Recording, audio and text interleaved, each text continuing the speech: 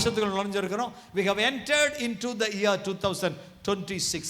2026ஆம் ஆண்டுக்குள்ளே நம்ம பிரவேசித்திருக்கிறோம். இந்த வருடத்திற்கு நம்ம கர்த்தர் கொடுத்த தலைப்பு year of spiritual awakening and restoration. Year of spiritual awakening and restoration. ஆவிக்குரிய விழிப்புணர்வும் மறுசீரமைத்தலும். ஆவிக்குரிய விழிப்புணர்வும் மறுசீரமைத்தலும். அப்படி ஒரு ஆண்டை கர்த்தர் நமக்கு வைத்திருக்கிறார். அல்லேலூயா. அப்போ இந்த ஆண்டுல நம்ம எவ்வளவாய் கர்த்தருக்கு அர்ப்பணிக்கிறோமோ அவ்வளவாக ஆவிக்குரிய விழிப்புணர்வை பெற்றுக்கொள்வோம். Spiritual awareness is very important. அப்போ ஆவிக்குரிய ஒரு ஜாக்கிரதை நமக்குள்ள எப்போது இருக்கணும். காரணம், நம்மை வஞ்சிக்க பிசாசு மட்டுமல்ல, உலகமும் நம்ம பின்னாலே அலைந்து கொண்டிருக்கிறது. அதில் ஒன்று ஃபேமஸாக என்ன தெரியுமா? எல்லாருக்கும் தெரிகிறது, எல்லாருக்கும் அந்த வஞ்சனைக்குரிய காரியம் வந்துக்கிட்டே இருக்கு மொபைலில். அது என்னன்னா, யாருக்கு கடன் வேணும். உலகத்தில் இருக்க நம்ம எல்லாரையும் கடன்காரலாம் மாற்றுறதுக்குன்னே ஒரு கூட்டம் இருக்குது. டெய்லி அந்த பேங்க் இந்த பேங்க் கூட்டு பேசுகிறாங்க. உங்களுக்கு கார் லோன் தாரோம், கார் லோன் வாங்கியிருந்தா டாப் அப் லோன் தாரோம், அது வாங்கியிருந்தா செகண்ட் டாப் அப் தாரோம். நான் கார் லோனே வாங்கலை, என்னை கூப்பிட்டு கேட்குறான், உங்கள் காருக்கு லோன் வாங்கியிருக்கிறீங்க இல்லையா, நாங்கள் இன்னும் கொஞ்சம் லோன் சேர்த்து தாரோம். நான் லோனே வாங்கலை. அல்லேலூயா. ஆமாம். அப்பப்போ உங்களுக்கு 50,000 லோன், உங்களை எல்லாம் ரெடி ஆயிடுச்சு. 2 லட்சம் லோன் உங்களுக்கு இப்போ வந்து நீங்கள் கழுத்து போட்டு வாங்கிட்டு போயிடலாம், உடனே ரெடி கொடுக்குறேன்றான். இதெல்லாம் எதற்கு அடையாளங்கள்? நம்மை கடன்காரர்களாய் மாற்றும்படி உலகம் இன்றைக்கு பிசாசினாலே ஏவப்பட்டு நம்முடைய பொருளாதாரத்தை சீர்குலைக்க பிசாசு எடுக்கிற முயற்சி. இப்படிப்பட்ட முயற்சிகள் மத்தியிலே நீங்களும் நானும் ஆவிக்குரிய எச்சரிப்பு இல்லாமல் விழிப்புணர்வு இல்லாமல் இருப்போமே ஆனால் நிச்சயமா தோத்து போயிடுவோம். முடிவு ரொம்ப பரிதாபமாய் ஆகிவிடும். ஆகவே நல்ல ஒரு தலைப்பக்கத்தை நம்ம தந்திருக்கிறாரு. ஆவிக்குரிய விழிப்புணர்வும் மறுசீரமைத்தல். எங்கெல்லாம் ஆவிக்குரிய வாழ்க்கையில் நொந்து நூலாக இருக்கிறோம், உடைஞ்சு போயிருக்கிறோம், விழுந்து போயிருக்கிறோமோ அந்த எல்லைகளை எல்லாம் நம்ம சீரமைத்துக் கொள்ள கர்த்தர் நமக்கு வைத்திருக்கிற நாட்கள் தான் இவைகள் என்று நான் நம்புகிறேன். அதுக்காகத்தான் 2026ஆவது ஆண்டு கர்த்தர் நமக்கு கொடுத்திருக்கிறார். அல்லேலூயா. நமக்கு இந்த வருடம் கர்த்தர் கொடுத்த வாக்கு தத்தம் ஏசாயா தீர்க்கதரிசியின் புஸ்தகம் 60ஆம் அதிகாரத்தின் 3வது வசனம். அதை நான் வாசித்தருவேன், மற்ற வசனங்களை வேறொருத்தர் வாசிப்பாங்க. ஏசாயா 60:3. உன் வெளிச்சத்தினிடத்திற்கு ஜாதிகளும் உதிக்கிற உன் ஒளியினிடத்திற்கு ராஜாக்களும் நடந்து வருவார்கள். அல்லேலூயா. உதிக்கிற அதாவது எல்லாம் சொல்லுங்க, உன் வெளிச்சத்தினிடத்துக்கு ஜாதிகளும் உதிக்கிற உன் ஒளியினிடத்துக்கு ராஜாக்களும் நடந்து வருவார்கள். அல்லேலூயா. சரி, அப்போ இது இந்த வாக்குத்தத்தம் தான் நம்ம கொடுக்கப்பட்டது. இதன் அடிப்படையாகத்தான் நம்ம செய்தியின் தலைப்பில் தியானிக்க போகிறோம். இதற்கு இந்த ஆவிக்குரிய விழிப்புணர்வுக்கும் மறுசீரமைப்புக்கும் என்ன தொடர்பு இருக்குன்னா கட்டாயம் இருக்கிறது. இந்த ஏசாயா தீர்க்கதரிசி இந்த 60ஆம் அதிகாரத்தில் நிறைய காரியங்கள் நமக்கு அவர் வைத்திருக்கிறார். அதில் இந்த முக்கியமாக அந்த ஏசாயா தீர்க்கதரிசி குறித்து பார்க்கும்போது, ஏசாயா என்று சொன்னால், ஏசாயா என்ற வார்த்தைக்கு பெயருக்கு பொருள் சால்வேஷன் ஆஃப் காட், தேவனுடைய ரட்சிப்பு என்று பொருள். தேவனுடைய ரட்சிப்பு. இந்த வருஷம் சொல்ற செய்தியை வச்சு அடுத்த வருஷம் கேள்வி கேட்டால் பதில் சொல்லிடுவீங்களா? சொன்னால் பரிசு கொடுக்கலாம். அப்படின்னா நானே மறந்துட்டால் நீங்கள் கேட்டுருங்க. போன வருஷம் சொன்னீங்கள்ல கேள்வி கேட்க போகிறீங்களா இல்லையா அப்படின்னு என்னை பார்த்து நீங்கள் என்ன செய்யலாம், கேட்டுடலாம். நான் கொஞ்சம் ஆயத்தமாக வரேன் எதுக்கும், சரியா? ஆஃபீஸ் ஸ்டாஃப் மறந்துடாதீங்க, நினைவுபடுத்துங்க. சரி, ஸ்தோத்திரம். அப்போ ஏசாயா என்று சொன்னால் தேவனுடைய ரட்சிப்பு என்பது பொருள். இவர் ஒரு சுவிசேஷ தீர்க்கதரிசின்னு சொல்றாங்க, எவாஞ்சலிக்கல் ப்ராஃபட். ஏன்னா இயேசு கிறிஸ்துனுடைய பிறப்பை குறித்து, அவருடைய மரணத்தை குறித்து ரொம்ப நிறைய எழுதியிருக்கார், நிறைய வசனங்கள் இங்கே இருக்குது. அப்போ இயேசு என்றாலே ஒரு பொருள் இருக்கிறது, சுவிசேஷம் என்று பொருள். Jesus is the gospel. இயேசுவே சுவிசேஷம். இயேசு நீங்க சொன்னாலே உங்க வாயில சுவிசேஷத்தை பேசுறீங்கன்னு அர்த்தம். when you pronounce the name Jesus you speak the gospel. நீங்க எப்ப இயேசுவேன்னு சொல்றீங்களோ நீங்க அப்ப சுவிசேஷத்தை சொல்றீங்கன்னு சொல்றாங்க. பெரிய வேத வல்லுனர்கள் அப்படி தான் சொல்றாங்க. அப்ப அந்த இயேசு என்ற நாமமே சுவிசேஷத்தின் நாமம். அந்த நாமத்தில் பேய்கள் ஓடும், அந்த நாமத்தில் வியாதிகள் சுகமாகும், அந்த நாமத்தில் ரட்சிப்பு உண்டாகும், அந்த நாமத்தில் அற்புதங்கள் நடக்கும். அல்லேலூயா. முடவனாய் இருந்த 40 வயதுக்கு மேலான ஒரு மனிதனை பேதுரு தேவாலயத்தின் அலங்கார வாசனையிலே பார்த்து அவனை பார்த்து சொன்னான், கொடுப்பதற்கு அவன் பிச்சை எடுப்பதற்காக இருக்கிறான், கொடுப்பதற்கு பொன்னும் பொருளும் காசு ஒன்றும் என்கிட்ட கிடையாது, மாறாக இயேசுவின் நாமம் இருக்கிறதுன்னு சொல்லி நசரேயனாகிய இயேசுவின் நாமத்தில் நீ எழுந்து நடன்னு சொல்லி அவனுடைய கையை பிடிச்சு தூக்கி விட்டான். அவன் எழுந்தான், நடந்தான், குதித்தான், ஓடினான், ஆண்டவரை துதித்தான்னு பைபிள் சொல்லுது அப்போஸ்தலர் 3ஆம் அதிகாரத்திலே. அல்லேலூயா.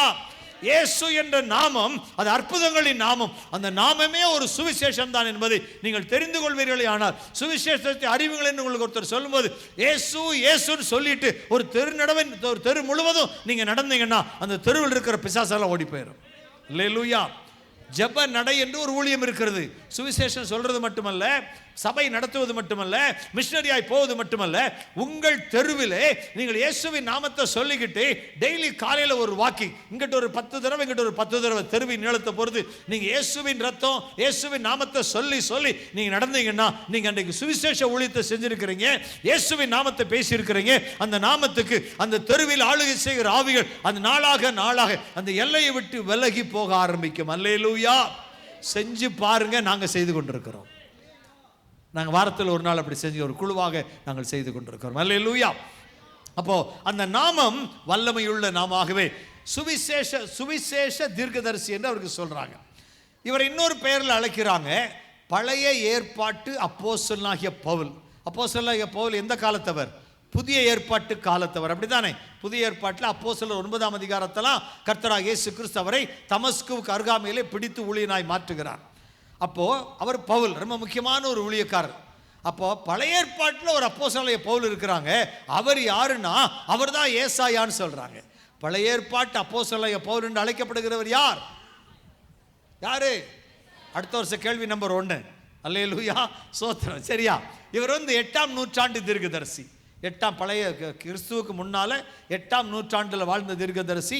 கிமு 740 முதல் கிமு 680 வரைக்கும் அவர் ஊழியம் செய்திருக்கிறார் என்பதை பார்க்கிறோம். சரி, இவர் நல்ல குடும்பத்தில் பிறந்தவர். ஏழையெல்லாம் கிடையாது, வசதியான நல்ல குடும்பத்தில் பிறந்த ஒரு நபராக, சமுதாயத்தில் அநேகரால் வரவேற்கப்பட்ட ஒரு நபராக இருந்தார் என்று சொல்றாங்க. he is from a good and influential upper class family. ஒரு உயர்ந்த அந்த மத்திய நிலையில் இருக்கிறத விட மேலான நிலையிலே இருந்த நல்ல ஒரு குடும்பத்திலே பிறந்தவர், நல்ல படித்தவர் என்று சொல்றாங்க. அவருடைய மனைவி ஒரு தீர்க்கதரிசியா இருந்திருக்கிறார். அவருக்கு 2 பிள்ளைகள் இருந்திருக்கலாம் என்று கணக்கிடப்படுகிறது. ஸ்தோத்திரம். இவர்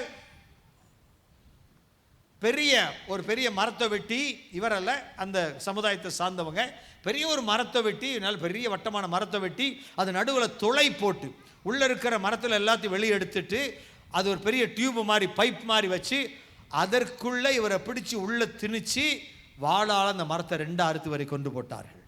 இரத்த சாட்சியாய் மரித்தார். பெரிய ஒரு மரம், அந்த மரத்தில் நடுவில் தொலை போட்டு முழுவதும் தொலை போட்டு பைப் மாதிரி ஆக்கி குழாய் மாதிரி ஆக்கி ஏசாயா தீர்க்கதரிசியை கோபத்தினால பிடிச்சு அதுக்குள்ள திணிச்சு அவர் நீளமாக திணிச்சு நடுவில் 2ஆக வாளால் அறுத்து மரத்தை அறுத்து இவரை சேர்த்து அறுத்து கொண்டு போட்டார் என்று சொல்றாங்க. இரத்த சாட்சியாய் மரித்தவர். அல்லேலூயா. இது அவருடைய சரித்திர பின்னணியம். சரி, நிறையா நம்ம ஏசாயை குறித்து ரொம்ப பார்த்தா நமக்கு நேரம் ரொம்ப ஆயிரும். அதனால ஏசாயா 60ஆம் அதிகாரத்துக்கு நம்ம திருப்புகிறோம். இப்போ நம்ம வாசிக்கிற இந்த 3 வசனத்தை நான் வாசிக்கிறேன். ஏசாயா 60:1-3 வரைக்கும். எழும்பி பிரகாசி, உன் ஒளி வந்தது, கர்த்தருடைய மகிமை உன்மேல் உதித்தது. இதோ இருள் பூமியையும் காரிருள் ஜனங்களையும் மூடும், ஆனாலும் உன்மேல் கர்த்தர் உதிப்பார், அவருடைய மகிமை உன்மேல் காணப்படும். அதுக்கு பிறகுதான் இந்த வருஷ வாக்குத்தத்தம் வருது. உன் வெளிச்சத்தினிடத்திற்கு ஜாதிகளும் உதிக்கிற உன் ஒளியினிடத்திற்கு ராஜாக்களும் நடந்து வருவார்கள். அல்லேலூயா. இதில் 60ஆம் அதிகாரம் 14வது வசனத்தை வாசிக்க கேட்கலாம். 60ஆம் அதிகாரத்திலே 14வது வசனம். அங்கே மைக் கொடுத்தா தான் எல்லாரும் கேட்குது. Sorry, thank you. யாரோ வாசித்தீங்க, நன்றி சொல்கிறேன். மைக் வச்சு வாசித்தா அந்த அந்த கார்ட்லெஸ் நீ மியூட் பண்ணியிருக்கேன்னு சொல்கிறேன். அன்மியூட் பண்ண.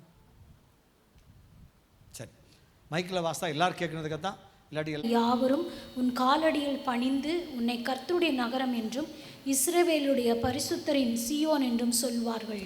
இந்த வசனம் இஸ்ரவேலை குறித்து, சியோன் என்றால் எருசலேம் என்று பொருள். எருசலேமை குறித்து, சியோனை குறித்து எழுதப்பட்ட வார்த்தை. இதில் போடப்பட்ட சியோன் என்ற வார்த்தைக்கு எருசலேம் என்பது பொருள். எருசலேம் நகரத்தை தான் சியோன் நகரம் சொல்லுவாங்க. அப்ப அந்த எருசலேம் நகரத்தை குறித்து எழுதப்பட்ட வார்த்தை இந்த நிகழ்ச்சியை பார்க்கும்போது ஏசாயா தீர்க்கதரிசி முதல் 39 வசனங்கள் என்ன செய்யுதுன்னா, அங்கே அதாவது 3 பகுதியாக பிரிக்கிறாங்க, சில 2 பகுதியாக பிரிக்கிறாங்க. அதெல்லாம் நம்ம இப்போ தேடி பார்த்து நல்ல எல்லா டீட்டெயிலும் இருக்க சொன்னால் நமக்கு நேரம் தேவையில்லாமல் வேஸ்ட் ஆகிரும். அதனால சுருக்கமாக சொல்கிறேன். இஸ்ரவேல் ஜனங்கள் 2 பகுதியாக பிரிக்கப்பட்டார்கள். இஸ்ரவேல் ஜனங்கள் எத்தனை கோத்திரம்? 12 கோத்திரங்கள் இஸ்ரவேல் ஜனங்கள். இந்த 12 கோத்திரங்களை தாவீது ராஜா ஆண்டு வந்தார். முதல்ல சவுல் ராஜா ஆண்டாரு, அப்புறம் தாவீது ஆண்டார், அப்புறம் யார் ஆண்டது? சாலமோன் ஆண்டார். சாலமோன் இருக்கிற வரைக்கும் 12 கோத்திரங்களும் ஒன்றாக இருந்து ஒரு ராஜாவின் தலைமையின் கீழ் இஸ்ரவேல் தேசம் என்ற பெயரிலே ஆண்டு வந்தார்கள். அவர்களுக்கு எருசலேம் தலைநகரமாக இருந்தது. சாலமோனுடைய மகன் ரெகொபெயாம் என்று சொல்லுகிற ஒரு வாலிபன் ராஜாவாக வந்தபோது ஜனங்களுக்கும் அவனுக்கு ஒத்து போகவில்லை. ஆகவே அந்த சாலமோனுடைய மகன் பெயர் என்ன சொன்னேன்? ரெகொபெயாம். ரெகொபெயாம். அப்ப இந்த ரெகொபெயாமுக்கு எதிராக இன்னொருவன் எழும்பினா, ஏன் அந்த பேரை திரும்பி கேட்டேன்னா, இவன் பேர் அடுத்து வர்ற பேர் ஏறத்தாழ ஒரே மாதிரி இருக்காதான். சாலமோனுடைய மகன் பெயர் ரெகொபெயாம், எதிராக எழும்பின மனிதனுடைய பெயர் யெரொபெயாம். யெரொபெயாம். அப்ப இந்த யெரொபெயாம் எழும்பி இந்த ரெகொபெயாமுக்கு விரோதமாக ஜனத்தை பிரித்து கொண்டு போன பல காரணம் இருக்கு, அதெல்லாம் வேதத்தில் வாசித்துக் கொள்ளலாம். ஜனங்களை பிரித்து கொண்டு போயிட்டான். பிரிச்சுட்டு போகும்போது 12 கோத்திரத்தில் 10 கோத்திரங்கள் யெரொபெயாமோடு பிரிந்து போய் இஸ்ரவேல் என்ற பெயரில் தொடர்ந்து அவன் ராஜாவாக மாறி அவன் ஆளுகை செய்தான். இப்ப எருசலேமை அவங்க தலைநகரமாக வச்சுக்கிடல, மாறாக சமாரியாவை தலைநகரமாக ஏற்றுக்கொண்டார்கள். இப்ப இஸ்ரவேல் தேசம், சமாரியா தலைநகர், ராஜா யெரொபெயாம். இந்த யெரொபெயாம் தாவீதின் வம்சத்தில் வந்தவன் அல்ல, ஆனால் ரெகொபெயாம் தாவீதின் வம்சத்தில் வந்தவன். இப்ப தேசம் 2ஆ பிரிஞ்சிருச்சு. 10 கோத்திரம் ஒரு பக்கத்தில் போயிருச்சு. மிச்சம் எத்தனை கோத்திரம் இருக்கு? 2 கோத்திரம் இருக்கு இல்லையா? யூதா, எப்ராயிம். இந்த 2 யூதா, பென்யமீன், இந்த 2 கோத்திரங்களும் என்ன செய்யறாங்க அப்படின்னா, இதே ரெகொபெயாமுக்கு கீழே இருந்து வாழ்ந்துகிட்டு இருக்கிறாங்க. ரெகொபெயாம் எருசலேமை தலைநகராக கொண்டு யூதா என்று தன் தேசத்துக்கு பெயரிட்டு யூதா தேசத்தை ரெகொபெயாம் ஆளுகிறான். தலைநகரம் வழக்கம் போல எருசலேமாய் இருக்கிறது. இஸ்ரவேல் தேசம் என்ற பெயரை யெரொபெயாம் எடுத்துக்கொண்டு சமாரியாவை தலைநகராக கொண்டு 10 கோத்திரங்கள் ஆளுகிறாங்க. இந்த யூதா தேசத்தை அடுத்தடுத்து ஆண்டு வந்த எல்லாருமே தாவீதின் வம்சத்தினர். தாவீதின் பிள்ளைகள், பேர பிள்ளைகள், அடுத்த பிள்ளைகள், அடுத்த பிள்ளைகள், அப்படிதான் தாவீதின் வம்சம்தான் இஸ்ரவேலை, யூதாவை முழுக்க முழுக்க ஆளுகிறது. 20 ராஜாக்கள் அதுக்கு பிறகு ஆண்டாங்க. ஆனா இஸ்ரவேல் தேசத்தை தாவீது கோத்திரத்திலிருந்து யாருமே போகல ராஜாவாக. அங்கே தாவீது அல்லாத மற்ற 10 கோத்திரத்திலிருந்து ராஜாக்கள் எழும்பி அங்கேயும் 20 ராஜாக்கள் எழும்பினாங்க. இங்க 20, அங்கே 20 சாலமோனுக்கு பிறகு ஆளுகை செய்து கொண்டிருந்தாங்க. கிமு 722 இஸ்ரவேல் தேசத்தை அசீரிய ராஜா வந்து ஒன்றுமில்லாமல் போக பண்ணி தேசத்தை சூறையாடி தீக்கிரையாக்கி தரைமட்டமாக்கி எல்லாரையும் சிறைப்படுத்தி இஸ்ரவேல் தேசம் என்று ஒன்று இருக்கிறதாக இல்லாம பண்ணிட்டு போயிட்டான். அப்புறம் தேசமே இல்லாத மாதிரி பண்ணிட்டு போயிட்டான். ஆனால் யூதா அதுக்கு பிறகு வாழ்ந்து கொண்டே இருக்கிறது. அப்படி வாழ்ந்து கொண்டிருந்த காலத்தில் தான் இந்த செய்தி வருகிறது. யூதாவை ஆண்டு கொண்டிருந்த அந்த காலகட்டத்திலே சில ராஜாக்கள் யூதாவை ஆள்றாங்க. எல்லா பேர் அதுல வந்து யோதாம் ராஜா, ஆகாஸ், எசேக்கியா, மனாசே, இந்த 4 ராஜாக்களின் நாட்களில் உள்ள செய்தி தான் நம்ம இந்த ஏசாயாவில் எழுதப்பட்டிருக்கிறது. ஏசாயா தீர்க்கதரிசி ஆண்டு கொண்டிருந்த போது ஜோதாம், ஆகாஸ், எசேக்கியா, மனாசே, இந்த 4 ராஜாக்கள் அங்கே ஆளுகை செய்கிறாங்க.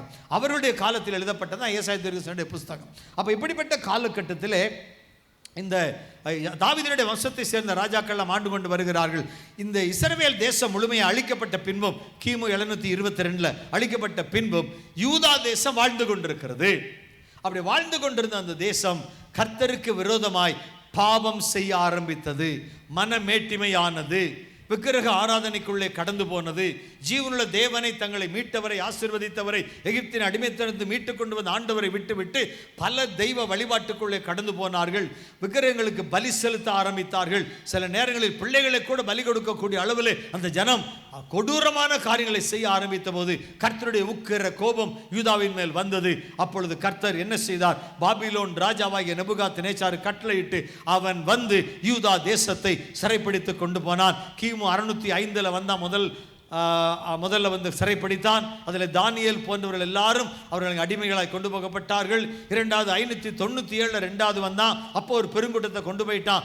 மூன்றாவது கிமு 586 வந்து இந்த நிகழ்ச்சிக்கு பின்பதாக அவன் அவர்களை சிறைப்பிடித்து கொண்டு போய் தேவாலயத்தை இடித்து பட்டணத்தை தீக்கிரையாக்கி மதிர்ச்சுவரெல்லாம் இடிச்சு போட்டுட்டு தேசத்தை ஒன்றுமில்லாமல் போக பண்ணிவிட்டு ஏழ்மையானவர்களையும் பலவீனமானவர்களையும் வயதானவர்களையும் கூட்டிட்டு போக முடியாம அங்கே விட்டுட்டு போயிட்டான். தேசத்தை பார்த்துக்கங்கன்னு சொல்லி என்று வேதம் சொல்லுகிறது.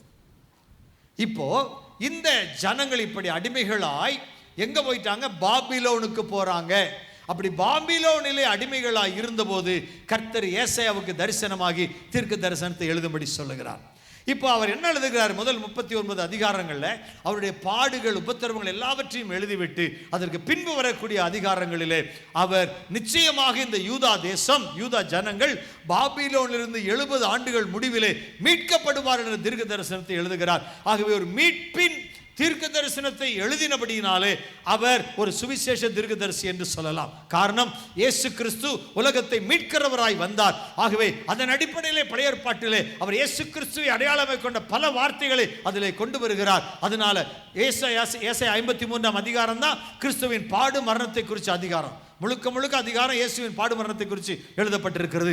இப்படியெல்லாம் கிறிஸ்துவின் பாடு மரணம் வரைக்கும் அவர் கிறிஸ்து பிறப்பதற்கு பல ஆண்டுகளுக்கு எடுத்தார். 700க்கு அதிகமான ஆண்டுகளுக்கு முன்னாலே தரிசனம் பெற்று அவர் எழுதுகிறார். இயேசு கிறிஸ்து எப்படியெல்லாம் பாடுபடுவார், எப்படி காயப்படுத்தப்படுவார் என்று அழகாய் எழுதுகிறார் அந்த புத்தகத்தில் 53 அதிகாரத்திலே. ஆகவே அவர் சுவிசேஷ தீர்க்கதரிசியாய் அடையாளப்படுத்தப்படுவது 100% சரியான ஒரு அடையாளப்படுத்தல் என்பதை நம்ம தெரிந்து கொள்ள முடியும். அல்லேலூயா. நான் கொடுக்கிற செய்தி புரியுதா புரியலையா? புரிஞ்சா ஒரு அல்லேலூயா,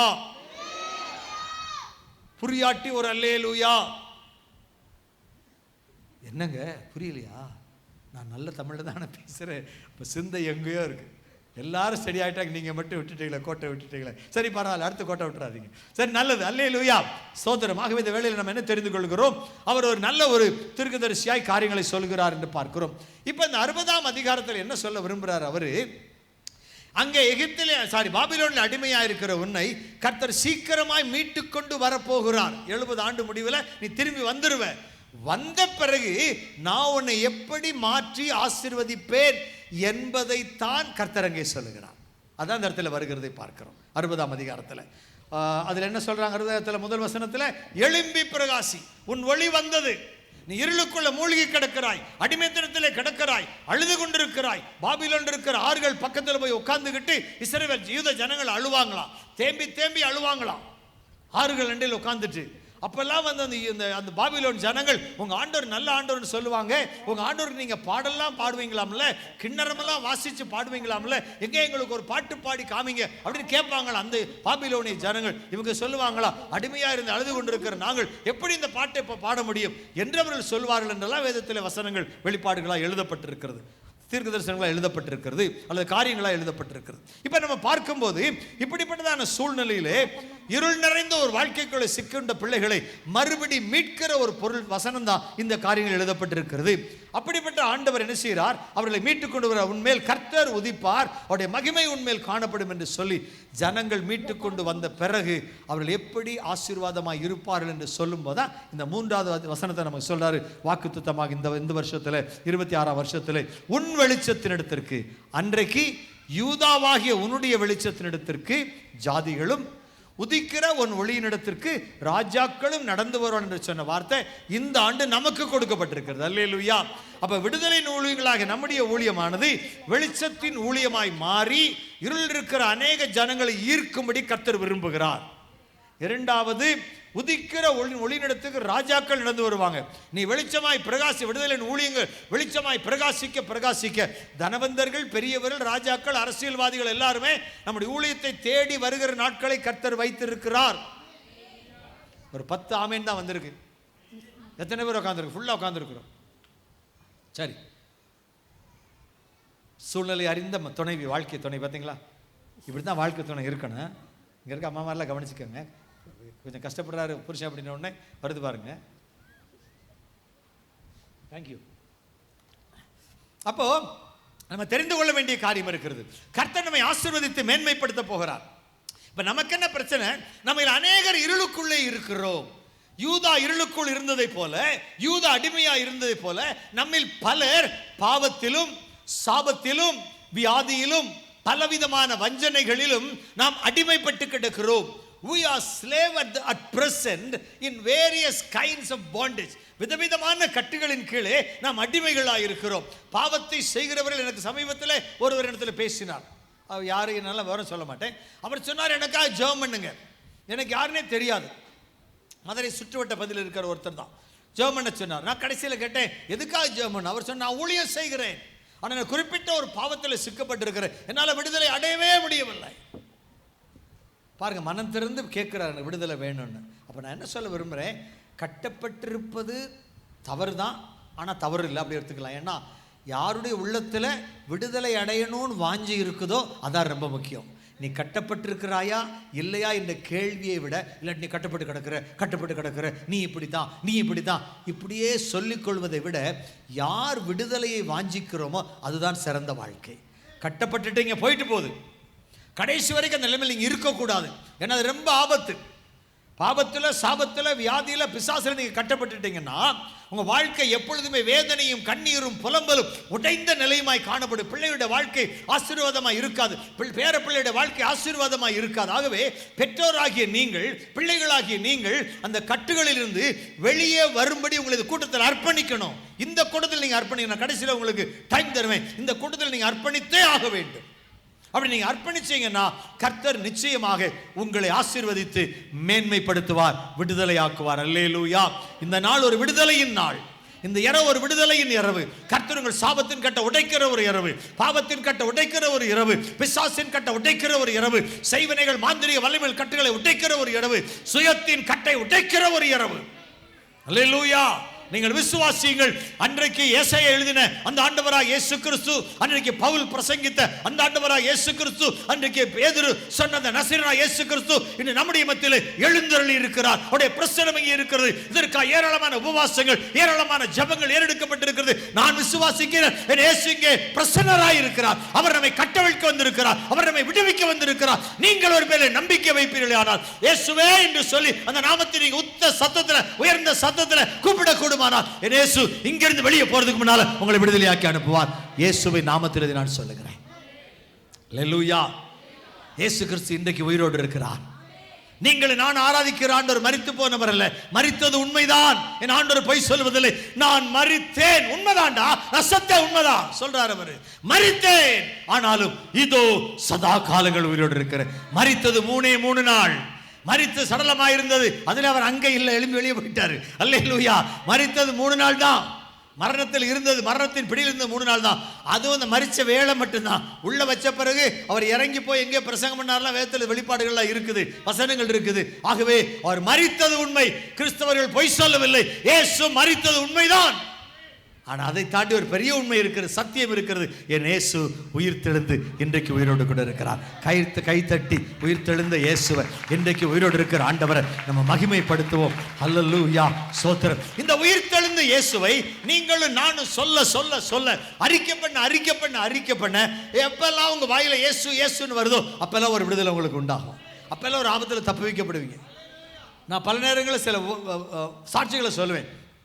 முந்தி சொன்ன சாட்சியாக இருக்கலாம், பரவாயில்ல, இந்த சூழ்நிலைக்கு ஏற்றது. நான் தூத்துக்குடி மாவட்டத்திலே ஒரு கன்வென்ஷனுக்கு போயிருந்தேன். நியூ இயர் சர்வீஸ், புத்தாண்டு அந்த ஓல்ட் இயர் நியூ இயர் சர்வீஸில் செய்தி கொடுக்க போயிருந்தேன். ஒரு 7 சபைகள் சேர்ந்து ஒன்றாவது மைதானத்தில் கூட்டம் வச்சுருந்தாங்க.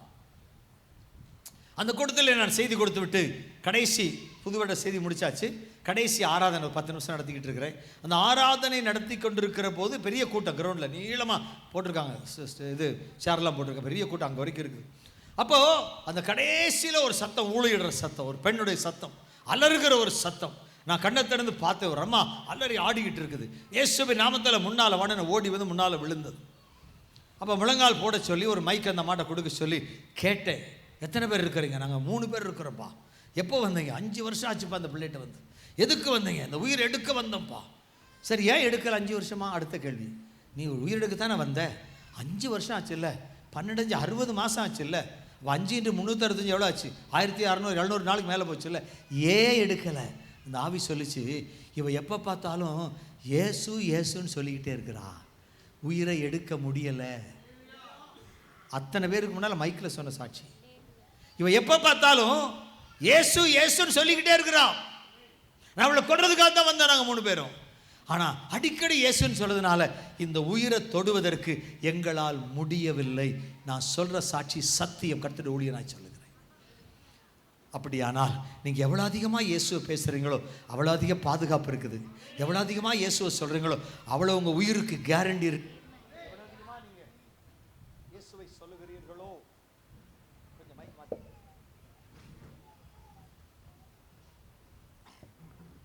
அல்லேலூயா, அல்லேலூயா, ஸ்தோத்திரம்.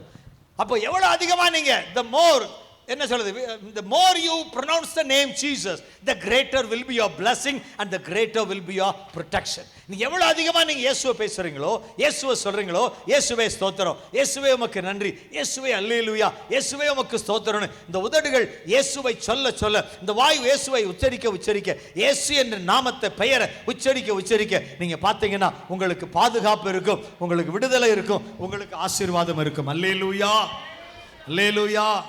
கைதட்டி ஆண்டவருக்கு நன்றி சொல்லுங்க. நான் ஆராதிக்கிற ஆண்டவர் ஜீவனுள்ளவர். இயேசு உயிரோடு கூட இருக்கிறார். அவருடைய நாமத்தை சொன்னாலே பிசாசுக்கு சாவு மணி அடிக்கிறது. எல்லாம் சொல்லுங்க, இயேசுவே, இயேசுவே, இயேசுவே, இயேசுவே. அல்லேலூயா. காத்திருந்து பலன் பெறுவே, கழுகை போல பரப்பே, பாகத்தின் வம்சம் நான் அல்ல, சிங்கத்தின் குட்டி நானே, காத்திருந்து பலன் பெறுவேன். சொல்லுங்க, அழுகு போல, அழுகு போல பரப்பே, பாகத்தின் வம்சம் நான், சிங்கத்தின் குட்டி, சிங்கத்தின் குட்டி நானே.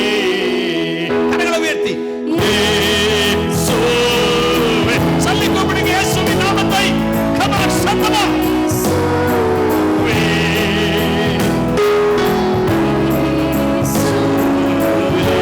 இந்த ஒரு விஷயம் கூட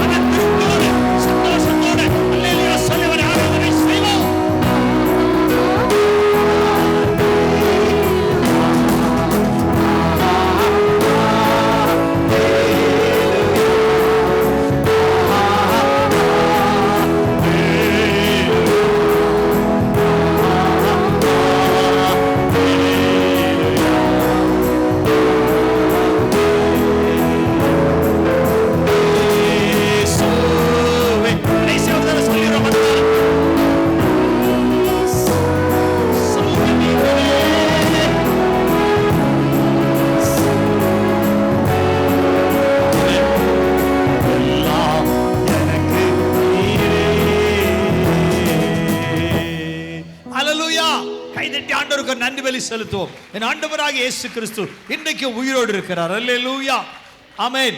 அப்போ அந்த ஆண்டவராகிய இயேசு கிறிஸ்துவின் நாமத்தை சொல்லும்போது பிசாசுகள் நம்மை சேதப்படுத்த முடியல, வியாதி நம்மை ஜெயிக்க முடியல, போராட்டம் நம்மளை மேற்கொள்ள முடியல. அதனால முழு மனதோட எந்த நெருக்கத்தில் இருந்தாலும் இயேசுவை சொல்லி கூப்பிட்டு பழகுங்கள். Make it as a practice. Make it as a practice to call on the name Jesus. இயேசு என்ற பெயரை சொல்லி சொல்லி கூப்பிடுற அனுபவம் நமக்குள்ள காணப்பட கர்த்தர் விரும்புகிறார். அல்லேலூயா. சரி, நான் செய்தியை விட்டு ரொம்ப தூரம் விலகி போக விரும்புகிற நேரம் நமக்கு கொஞ்சம் தான் இருக்குது. அப்போ எருசலேமுக்காக எருசலேமை குறித்து சொல்லப்படுகிற வார்த்தை தான் இந்த முதல் 3 வசனங்களும். அப்போ இந்த 3 வசனங்கள்ல என்ன நமக்கு அடையாளப்படுத்துகிறார் ஆண்டவர் அப்படின்னா, ஒன்றாவது, பழைய ஏற்பாட்டிலே ஏசாயாவின் நாட்களிலே அடிமையாயிருந்த யூத ஜனங்கள், யூதாவை தேசமாகவும் எருசலேமை தலைநகராக கொண்ட ஜனங்கள் கிமு 586 முழு அடிமைகளாக தேசமே போயிடுச்சு. ஆலயம் இடிக்கப்பட்டாச்சு கிமு 586 ஆண்டில். அப்போ அப்படிப்பட்ட சூழ்நிலையிலே 70 ஆண்டுகள் அவர்கள் பாபிலோனில் அடிமைகளாக இருப்பார் என்று எரேமியா தீர்க்கதரிசி சொன்ன காலம் நிறைவேறின பின்பு அவர்கள் அங்கிருந்து மீட்கப்பட்டு திரும்ப எருசலேமுக்கு கொண்டு வரப்படுவார்கள் என்பதை இந்த வசனம் நமக்கு வெளிப்படுத்துகிறது. அல்லேலூயா. டானி சாட்சி சொல்லணும்னு சொன்னியோ? டைம் இருந்தால் கடைசியில் சொல்லலாம். ஓகே, ஒரு சாட்சி இருக்கிறது கடைசியில். எல்லாரும் சாட்சி கொடுத்தா நேரம் பத்தாது நமக்கு. அப்போது ரெஸ்டோரேஷன் ஆஃப் ஜெருசலேம், முதல் மறுசீரமைப்பு எருசலேமுக்கு உருவாகிறது. இந்த வார்த்தையின் அடிப்படையில் first restoration is for the city Jerusalem, the capital of Judah, the people of Jews, யூதர்களுடைய தேசமாகிய யூதா தேசத்தின் தலைநகரமான எருசலேம். இன்றைக்கு இஸ்ரவேல் தேசம் இருக்குது, அதுக்கு தலைநகர் எருசலேம் தான். நான் சொல்கிற காலம் 2 பிரிந்திருந்து இஸ்ரவேல் அழிந்து போய் யூதா மட்டும் இருந்த காலம், 2 கோத்திரம் மட்டும் இருந்த காலம். அப்புறம் கடைசியில் எல்லா உலகத்தில் பல இடத்துல சிதறி கிடந்த எல்லாரும் ஒன்றாக சேர்ந்து கிபி 548 மறுபடி இஸ்ரவேல் தேசம் புதிதாக உருவாயிடுச்சு. அல்லேலூயா. இப்போது அவங்க எருசலேமை தலைநகராக கொண்டு அவங்க வாழ்ந்து கொண்டிருக்கிறாங்க. குட்டி நாடு தான், ஆனால் உலகத்தின் சர்வவல்ல நாடுகளுக்கும் சவால் விடுகிற நாடு. அல்லேலூயா. காரணம் கர்த்தருடைய தேசம். ஆகவே முதல் ரெஸ்டோரேஷன், பாபிலோனிலிருந்து இஸ்ரவேல் ஜனங்கள் மீட்கப்பட்டு, அடிமைத்தனத்திலிருந்து மீட்கப்பட்டு மறுபடி யூதாவுக்கு வருவார்கள், எருசலேமை தலைநகராக கொண்டு வாழ்வார்கள், அவருடைய இரட்சகர் இதை அவர்களுக்கு செய்வார் என்று சொல்லப்படுகிற முதல் மீட்பு. அதுக்கு அடுத்தபடி 2வது மீட்பு என்னன்னா, அதே தீர்க்கதரிசியில் 3 அடையாளங்கள். ஒன்று, பழைய ஏற்பாட்டில் இஸ்ரவேல் அந்த யூத ஜனங்கள் மறுபடி வந்து எருசலேமை தலைநகராக கொண்டு மறுபடி வாழ்வாங்க 70 வருஷத்தின் முடிவில். அது நடந்தது, ஆலயம் மறுபடி கட்டப்பட்டது, இன்றைக்கு அது இஸ்ரவேல் தேசமாக இருக்கிறது. 2வது ஒரு மீட்பர் தோன்றுகிறார். முதல்ல மீட்பர் அதை மீட்டு கொண்டு வருகிறார். அந்த மீட்பர் 2வதா எப்படி தோன்றுகிறார்?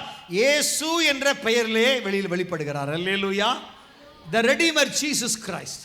இயேசு என்ற பெயரில் மனுக்குலத்தை மீட்க வந்தவர். அல்லேலூயா.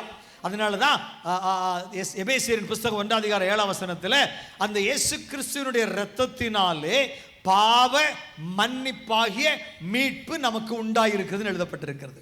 அப்போ பாவ மனுக்குலத்தை, சாபத்துக்குள் கிடக்கிற மனுக்குலத்தை, பிசாசுக்குள் கிடக்கிற மனுக்குலத்தை மீட்பதற்காக உலகத்தில் வந்த இரட்சகர், மீட்பர், the savior, the redeemer is no one else but Jesus Christ.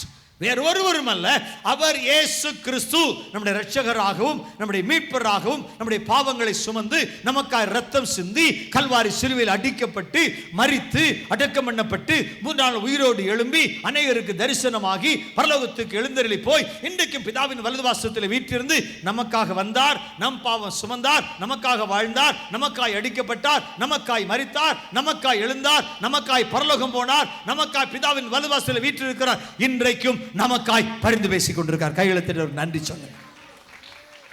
இன்றைக்கு அவர் நமக்காய் பேசிக் கொண்டிருக்கிறார். ஒரு பாவம் செஞ்ச உடனே பிசாசு ஓடுவான், சாத்தான் ஓடுவான். உங்களுடைய பிள்ளைன்னு சொன்னீர், அபிஷேகம் பண்ணி வச்சிருக்கேன்னு சொன்னீர், உங்களுடைய ஊழியன்காரன் சொன்னீர், எத்தனை வருஷம் என் பிள்ளை தெரியுமா, ரத்தத்தால் மீட்கப்பட்டவன் தெரியுமா, நீங்க சொன்னீங்கல்ல, தப்பு பண்ணிட்டால, பாவம் பண்ணிட்டால, பாத்தீங்களா என்று சாத்தான் உடனே அங்க ஓடுவான். நம்ம செய்கிற ஒவ்வொரு தவறு செய்யும் போது பிசாசு உடனே அங்க ஓடுவான். ஓடின உடனே பிதாட்டு போய் நிற்பான். பிதாவே, உங்களுடைய சொன்னீங்கல்ல, இவனுக்கு தண்டிக்கிறீங்களா இல்லையா, நீங்கள் நீதி உள்ள ஆண்டவர் தானே, தண்டனை கொடுங்கன்னு கேட்பான். உடனே பிதா எங்கே பார்ப்பாருன்னு நினைக்கிறீங்க? பாவம் செஞ்சவனை பார்ப்பாரா, ஏசப்பாவை பார்ப்பாரா? அருகாமையில் அமர்ந்திருக்கிற இயேசுவை திரும்பி பார்ப்பார். இயேசு சொல்லுவார், பாருங்க கல்வாரி சிலுவை வந்தாருக்கு பார்த்தீங்களா, இவனுடைய பாவத்துக்கு அன்றைக்கே நான் ரத்தம் சிந்திட்டேன்னு இயேசு சொல்லுவார். உடனே பிதா என்ன செய்வார்? சாத்தானு திரும்பி பார்ப்பார், அவங்க இருக்க மாட்டான், ஓடி போயிருப்பான். அல்லேலூயா. அவன் ஓடி போயிருப்பான். ஏன்னா இயேசு அவருடைய ரத்தம் நிற்கவே முடியாதுங்க, நிற்க முடியாது. இயேசுவின் ரத்தத்துக்கு முன்னால் பிசாசு நிற்க முடியாது. நான் விளாங்குடி பகுதியில் நினைக்கிறேன், விளாங்குடி பகுதியில் தான், ஆமாம், அந்த பறவையே விளாங்குடியில். அங்கே ஒரு வீட்டுக்கு நான் ஜெபம் பண்ண போனேன், நானும் என்னோட மனைவியும் போனோம். இப்போ இல்லை, பல வருஷத்துக்கு முன்னால்.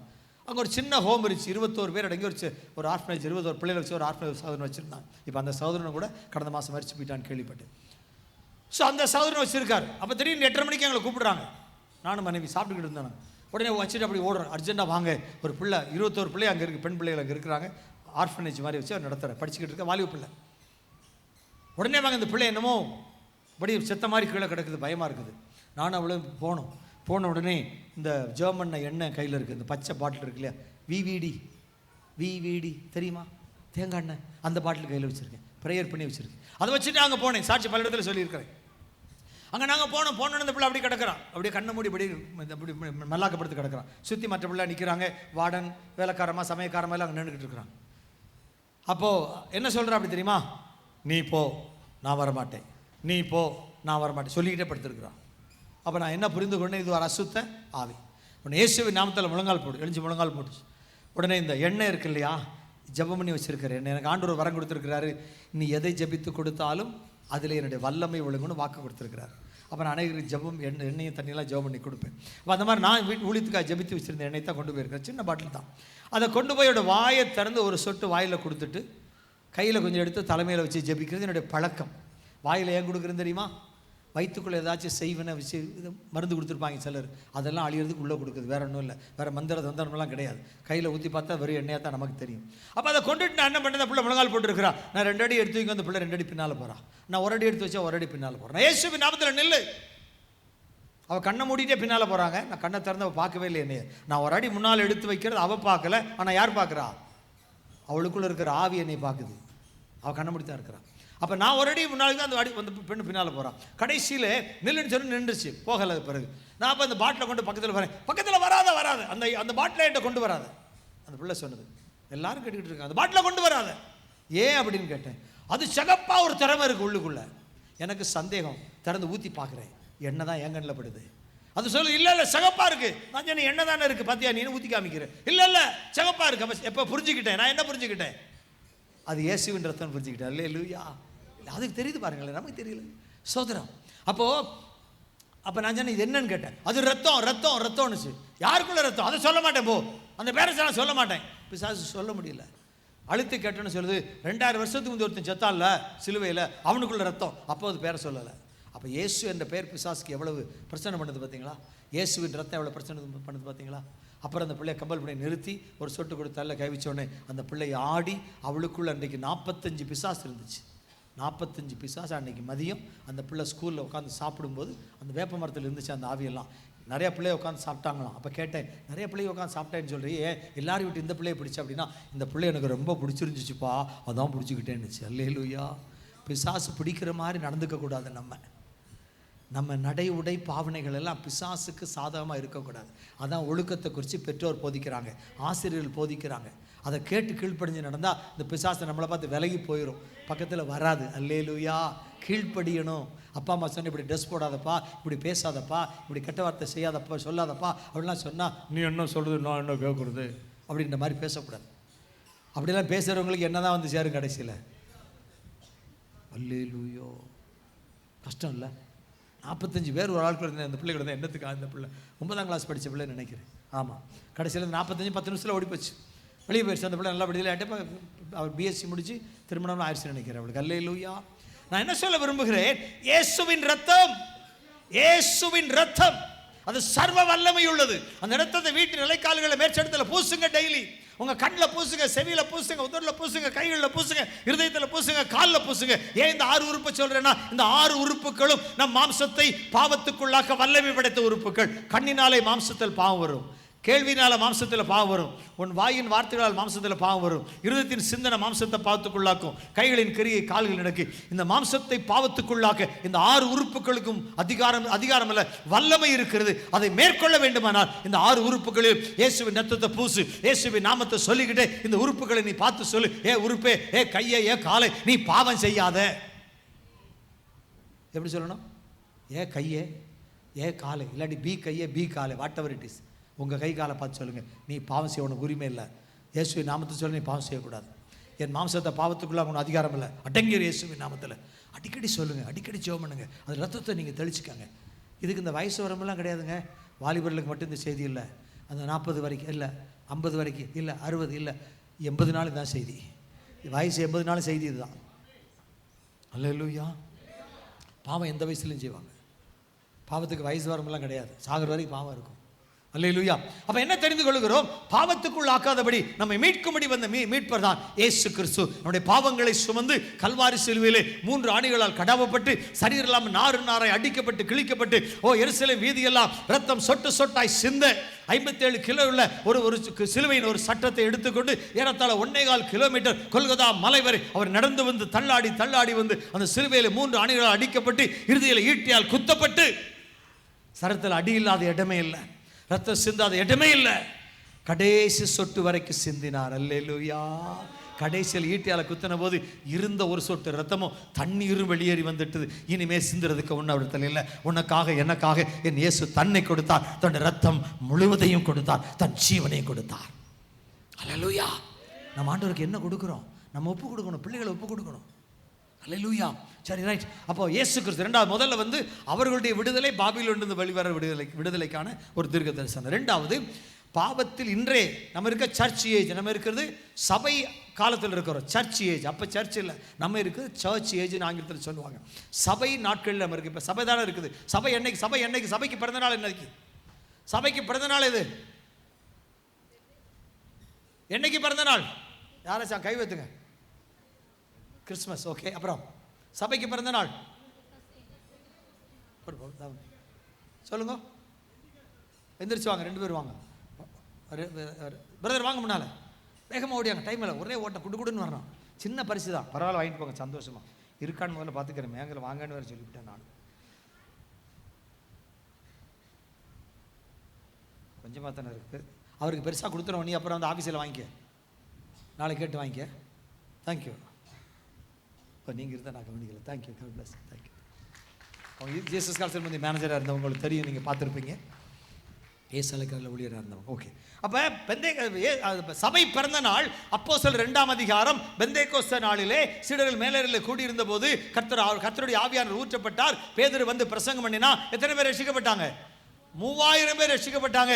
முதல் சபை தொடக்கமே 3000 பேர். இன்னைக்கு ஒரு சபையை கட்டி வச்சுட்டு நீ வரையா இயேசுவேத்துக்கோ கர்த்தர் நன்மை செய்வார் சொல்லி கூப்பிட்டு பார்த்தா 2 நாளைக்கு வராங்க, 3 நாள் திரும்பி போயிடுறாங்க. அன்னைக்கு ஒரே நாளில் 3000 பேர். அப்படின்னா அந்த சபைக்கு அழைப்பு கொடுத்த பேதுரு எவ்வளோ வல்லமையுள்ள மனுஷனாக இருந்திருப்பான், எவ்வளோ அக்கினியாக இருந்திருப்பான், எவ்வளோ அபிஷேகம் பெற்றிருப்பான், கர்த்தருக்குன்னு எவ்வளோ உண்மையாக இருந்திருப்பான். அதனால தான் அவ்வளோ ஆத்மா வந்துச்சு. நீங்களும் நானும் எவ்வளோ உண்மையாக இருக்கிறோமோ, எவ்வளோ தாழ்மையாக இருக்கிறோமோ, எவ்வளோ அபிஷேகத்தில் இருக்கிறோமோ, அவ்வளோக்கு அதிகமாக ஆத்துவ அறுவடை செய்ய முடியும். அவ்வளோக்கு அருமையாக ஆத்துவ அறுவடை செய்ய முடியும். அல்லேலூயா. இன்னைக்கு இந்த அரங்கத்தில் அநேகர் நிரம்பி இருக்கிறோம். காரணம் என்ன? இந்த 23 ஆண்டுகள் நாங்கள் ஊழியமாச்சு, முழுநேர ஊழியத்துக்கு வந்து இந்த 23 ஆண்டுகளில் சம்பாதித்த ஆத்துமாக்கள் நிறையா இருக்குது. ஆயிரக்கணக்கானவங்க இருக்கிறாங்க. இங்கே மட்டும் இல்லை, மதுரையில் மட்டுமல்ல, பல நாடுகள், சில நாடுகளிலே, பல மாநிலங்களிலே, எல்லா தமிழகத்தில் ஏறத்தாழ எல்லா மாவட்டங்களிலே அறுவடை செய்த ஆத்துமாக்கள் ஏராளம் உண்டு.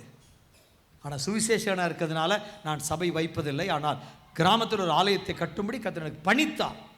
அதனால தான் நான் ஆலயத்தை கட்டி ஒரு மிஷனரியை வச்சிருக்காட்டி நானே போய் அங்கே உட்காந்துருப்பேன் ஊழியராக. எனக்கு சுவிசேஷ ஊழியத்தை செய்ய சொல்லி தான் கர்த்தர் அழைப்பு கொடுத்துருக்கார். அதனால் சுவிசேஷனாக இருந்து கொண்டு நான் ஊழியம் செய்த கிராமங்களில் ஒன்றில் ரட்சிக்கப்பட்ட பிள்ளைகளுக்காக ஒரு ஆலயத்தை கட்டி இன்றைக்கி ஒரு ஊழியக்கார குடும்பத்தை அங்கே வச்சுருக்கோம், ஒரு வீடு கட்டி வச்சுருக்கிறோம். அங்கே ஊழியம் நடந்து கொண்டு இருக்க ஏறத்தாழ 14-15 கிராமத்திலிருந்து ஜனங்கள் வருகிறாங்க, போகிறாங்க. எப்படி வர்றாங்க போகிறாங்க? ஆனால் எப்படி இருக்கணும்? வர்றாங்க, இருக்கிறாங்க, வளர்றாங்க, அப்படி தானே இருக்கணும். அதுக்கு ஜெபம் பண்ணீங்களா மாட்டீங்களா? ஆண்டவர் விடுதலை ஊழியம் கொண்ட கிராமத்தில் இருக்கிற ஆலயத்தில் அநேக ஆத்துமாக்களை கொண்டு வாங்க, அங்கேயே இருக்க பண்ணுங்க, ஆவிக்குரிய வாழ்க்கை வளர பண்ணுங்க, கர்த்தருடைய வருகைக்கு ஆயத்தமாக உதவி செய்யுங்க. சரியா பண்ணுவீங்களா மாட்டீங்களா? இது ஒரு ஜெப விண்ணப்பமாக மத்தியில் வைக்கிறேன் நான். ஸ்தோத்திரம். கர்த்தர் அப்படியாக இயேசு கிறிஸ்துவாகிய மீட்பரை நமக்காக அனுப்புகிறார். மூன்றாவதாக இன்னும் தீர்க்கதரிசனம் முடியலை. முதல்ல பழைய ஏற்பாட்டில் இஸ்ரவேல் ஜனங்களை அடிமைத்தனத்திலிருந்து மீட்டார், ஒன்று.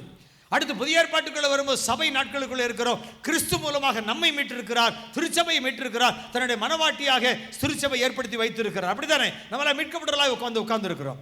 இனி ஒரு நாள் வருகிறது, திருச்சபையை உருவாக்கி நம்மை மீட்டு திருச்சபையாய் மாற்றினவர் அந்த மனவாட்டியாகிய திருச்சபை எடுத்துக்கொள்ள மறுபடி வரப்போகிறார். அல்லேலூயா. அது மெசையானிக் ஏஜ்ன்றாங்க, மேசியாவின் காலம். அது மேசியாவின் காலம். 33 வருஷமும் மேசியாவின் காலம் தான் இயேசு இருந்த நாட்கள். இப்போவும் மேசியாவின் காலம் தான். ஆனால் அவர் நிரந்தரமாய் வந்து ராஜாவாகிய மேசியாவாய் உலகத்தில் ஆளுகை செய்ய போறாரு, நித்திய ராஜ்யத்தை ஆள போறாரு. நம்ம அந்த நித்திய ராஜ்யத்தில் சதா சதா சதா சதா காலங்களிலும் பாவம் இல்லாமல், சாபம் இல்லாமல், வியாதி இல்லாமல், கண்ணீர் இல்லாமல் சந்தோஷமாக வாழ போறோம். அல்லேலூயா. தேவனுடைய ராஜ்யத்தில் பாவம் இல்லை, சாபம் இல்லை, வியாதி இல்லை, கண்ணீர் இல்லை, கவலை இல்லை. அல்லேலூயா, அல்லேலூயா. பத்தாதே, அரண்களை நிர்மூலமாக்க அல்லேலூயா தேவை, அரண்களை உடைக்க அல்லேலூயா தேவை, ஆராதனைக்கு அல்லேலூயா தேவை. சொல்லுங்க பார்க்கலாம், ஒரு வானமட்ட ஒரு அல்லேலூயா சொல்லலாமா எல்லாரும்? அல்லேலூயா அடிக்கடி சொல்லுங்க. அல்லேலூயா வானமட்ட போகட்டும், அரண்களை நிர்மூலமாக்க அல்லேலூயாக்கள் தேவை கிறிஸ்தவர்களுக்கு. வெக்கப்படாம சொல்லி பழகணும். போகிற போக்கில் அப்படி சொல்லிட்டு பாருங்க, அரண்கள் உடைஞ்சு நீங்க மட்டும் முன்னேறி போயிட்டே இருப்பீங்க. ஆமென். இனி வரக்கூடிய இன்னொரு காலம் இருக்கிறது, அதிலே மேசியா வரப்போகிறார். இந்த மேசியா வருவதை குறிச்சும் இதே 60 அதிகாரத்தில் 15 to 22 வசனம் வரைக்கும் எழுதி இருக்குது. பிறகு நீங்க வாசித்துக்காங்க 15 to 22 வரைக்கும். அப்ப முதல்ல பழைய ஏற்பாட்டில் மீட்டார், இரண்டாவது உலகத்தில் நம்மை மீட்டார், கிறிஸ்தவர்களாய் மாற்றினார். மூன்றாவது கிறிஸ்தவர்களாக இருக்கிற இயேசுவை ஏற்றுக்கொண்ட விசுவாசிகளாக நம்ம உலகத்திலிருந்தே மீட்க வருகிறார். இப்ப ஆத்தும மீட்படைஞ்சிருக்கிறோம். இன்னொரு மீட்பு இருக்கிறது நமக்கு. அதே எபேசியர் 1:14 சொல்லும், சரீர மீட்புக்கு நம்ம காத்திருக்கிறோம், இரண்டாம் மீட்புக்கு காத்திருக்கிறோம். அதைத்தான் ரோமர் 8:23 சரீர மீட்பு வருவதற்காக நம்ம அப்படியே காத்திருக்கிறோம். வேதனைப்பட்டு அங்கலாய்த்து காத்துக்கிட்டு இருக்கிறோமா? வாசிங்க பாப்பா, ரோமர் 8:23 மட்டும் வாசித்துருங்க. வேகமாய் வேகமாய் வேகமாய். ரோமர் 8:23.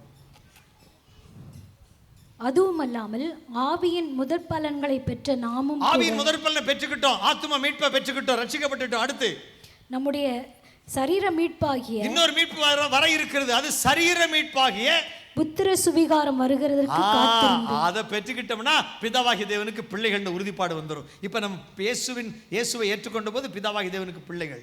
அது எப்ப தெரியுமா பூர்ணமடையும்? இந்த சரீர மீட்படைஞ்சு மகிமை நிறைந்த சரீரமா மாறிடுச்சுன்னா அப்பதான் நம்ம தேவனுடைய பிள்ளைகள் என்று உறுதிப்பாடு வரும். அல்லேலூயா. அந்த மகிமையை நோக்கி பயணிக்கிற சரீர மீட்பாகிய புத்திர சுவிகாரம் வருவதற்கு காத்திருந்து நமக்குள்ளே தவிக்கிறோம். நமக்குள்ளே தவிச்சுக்கிட்டு எப்படா ஆண்டவர் வருவார்? போது இந்த வாழ்க்கை, இந்த சரீரம் இருக்க வரைக்கும் பாவம் பெருகிக்கிட்டே இருக்கு. இந்த பாவத்திலிருந்து விடுதலை அடைஞ்சு சரீர மீட்படைஞ்சு இதுவரைக்கும் செஞ்ச பாவத்தில் ஆத்மா இருந்துச்சு, ஆண்டவர் மீட்டுட்டார் ஆத்மாவை, எனக்கு பரலோகம் தான். ஆனால் இன்னும் இந்த சரீரம் பாவம் செய்து, அதனால அந்த பாவ சரீரத்திலிருந்து விடுதலை ஆகி நான் மகிமையின் சரீரமாய் மாறி பரலோகத்துக்கு போயிட்டேன்னா நான் பாவமே செய்ய மாட்டேன். அந்த இடத்துல பாவமே இல்லை. அல்லேலூயா. பாவமில்லாத இடத்துல நம்மளை கொண்டு போக போறார். இருந்தா தான் நம்ம அவனை நீ செய்வ, வாடா என் ஊருக்கு வந்துடுறா அப்படின்னு ஆண்டவர் கூப்பிட்டு போறார். அல்லேலூயா, அல்லேலூயா, ஆமென். அப்ப அந்த ஒரு மீட்பு இருக்கிறது. இவை எல்லாவற்றுக்கும் இந்த 60ஆம் அதிகாரம் உதவியாக இருக்கிறது. அல்லேலூயா, ஸ்தோத்திரம். நிறைய காரியங்கள் இருக்கிறது. போதும், அடுத்த பகுதிக்குள்ள போவோம். Okay. Restoration in the life of a Christian is possible only on spiritual awakening. ஆவிக்குரிய விழிப்புணர்வு அடைந்தால் மட்டுமே ஒரு கிறிஸ்தவரின் வாழ்க்கையில் மறுசீரமைப்பு சாத்தியமாகும். நான் ஆங்கிலத்தில் சொல்றேன். Restoration in the life of a Christian is possible only on spiritual awakening. ஆவிக்குரிய மறுரூபம் அடைந்தால் தான், ஆவிக்குரிய வாழ்க்கைக்குள்ள கடந்து வந்தால் தான் ஒரு கிறிஸ்தவனுடைய வாழ்க்கையில் இந்த ரெஸ்டோரேஷன் மறுசீரமைப்பு சாத்தியமாகிறது என்று சொல்கிறாங்க. அதுக்கு நம்ம ஒப்பு கொடுக்கணும்னு சொல்லி கடைசியில் டைம் தருவேன் நான். Decline in spiritual life nowadays is evident in the lives of Christians, particularly the servants of God. இன்றைய நிலையிலே கிறிஸ்தவருடைய வாழ்க்கையில், அதாவது கிறிஸ்தவர்கள் அல்லது விசுவாசிகள் என்று சொல்கிறவங்க வாழ்க்கையில் கிறிஸ்தவ வாழ்க்கை குறைந்திருக்கிறது, வீழ்ந்திருக்கிறது, கிறிஸ்துவுக்குள்ளான வாழ்க்கையிலே வீழ்ச்சி அடைந்திருக்கிறார்கள் என்று நான் எழுதியிருக்கிறேன். டிக்ளைன் இன் ஸ்பிரிச்சுவல் லைஃப். ஆவிக்குரிய வாழ்க்கையில் நம்ம விழுந்து கிடக்கிறோம்னு சொல்கிறேன். அது ஆவியார் என்ன உள்ளத்தில் போட்ட ஒரு வார்த்தை. ஆவிக்குரிய வாழ்க்கையில் நாம் விழுந்து கிடக்கிறோம், விழுந்து கிடக்கிறோம். அதனால பாவம் பெருகிக்கிட்டே இருக்குது, பாவம் பெருகிக்கிட்டே இருக்குது. அப்புறம் மீட்கப்படுறது ரொம்ப கஷ்டமாக போயிடும். திடீர்னு கர்த்தர் வந்துட்டா கைவிடப்பட்ட நிலைமை என்ன ஆகும்னா அப்புறம் நரகம் தான், வேற வழி இல்லை. கர்த்தரா இயேசு கிறிஸ்து ரகசிய வருகைக்கு பிறகு 7 வருஷம் உபத்திரவ காலம். இப்பவுமே கர்த்தருக்குள்ள வாழலைன்னா உபத்திரவ காலத்தை நீங்களாம் நம்மளால வாழ முடியாது. அதனால முதல்ல போயிடுறது நல்லது. ஆண்டவர் வரும்போதே இந்த வந்துட்டு ஆண்டவர் ஒரே ஓட்டமாக ஓடி போயிடணும் மேலே, பின்னால் இருந்து கஷ்டப்படக்கூடாது. அல்லேலூயா. அதுக்கு பிறகு கஷ்டப்படுறதுக்கு மோசே வருவார், எலியா வருவார், யூதர்களாக வருவார். கஷ்டப்பட்டு போகிறாங்க, நமக்கு என்ன, நம்ம முன்னாலே போயிடுவோம். அப்படி தானே சுயநலமா? அல்லேலூயா, சோதர். அப்போ இந்த ஆவிக்குரிய வாழ்க்கையில் வீழ்ச்சிக்கு காரணம் என்ன? என்ன காரணம் அப்படின்னா, நம்பர் 1, ப்ரேயர்லெஸ் லைஃப், ஜபம் இல்லாத வாழ்க்கை. இன்னைக்கு காலையில் எத்தனை பேர் ஜெபம் பண்ணீங்க? உண்மையாக கை தூக்குங்க. தேங்க்யூ, கைக்குள்ள போட்டுங்க. கர்த்தருங்களை ஆசீர்வதிங்க. இன்னைக்கு காலையில் ஜபம் பண்ணலை, தைரியமாக தூங்க. நான் ஒன்றும் குற்றப்படுத்துறதுக்காக சொல்ல. ஜெபம் பண்ணாததுக்கு மட்டும் நீ கை தூக்குங்க. நன்றி, உங்களுக்காக நன்றி சொல்கிறேன். இனி அந்த பழக்கத்தை விட்டுருங்க. ஏன்னா விளக்கம் நமக்கு நான் தருகிறேன்.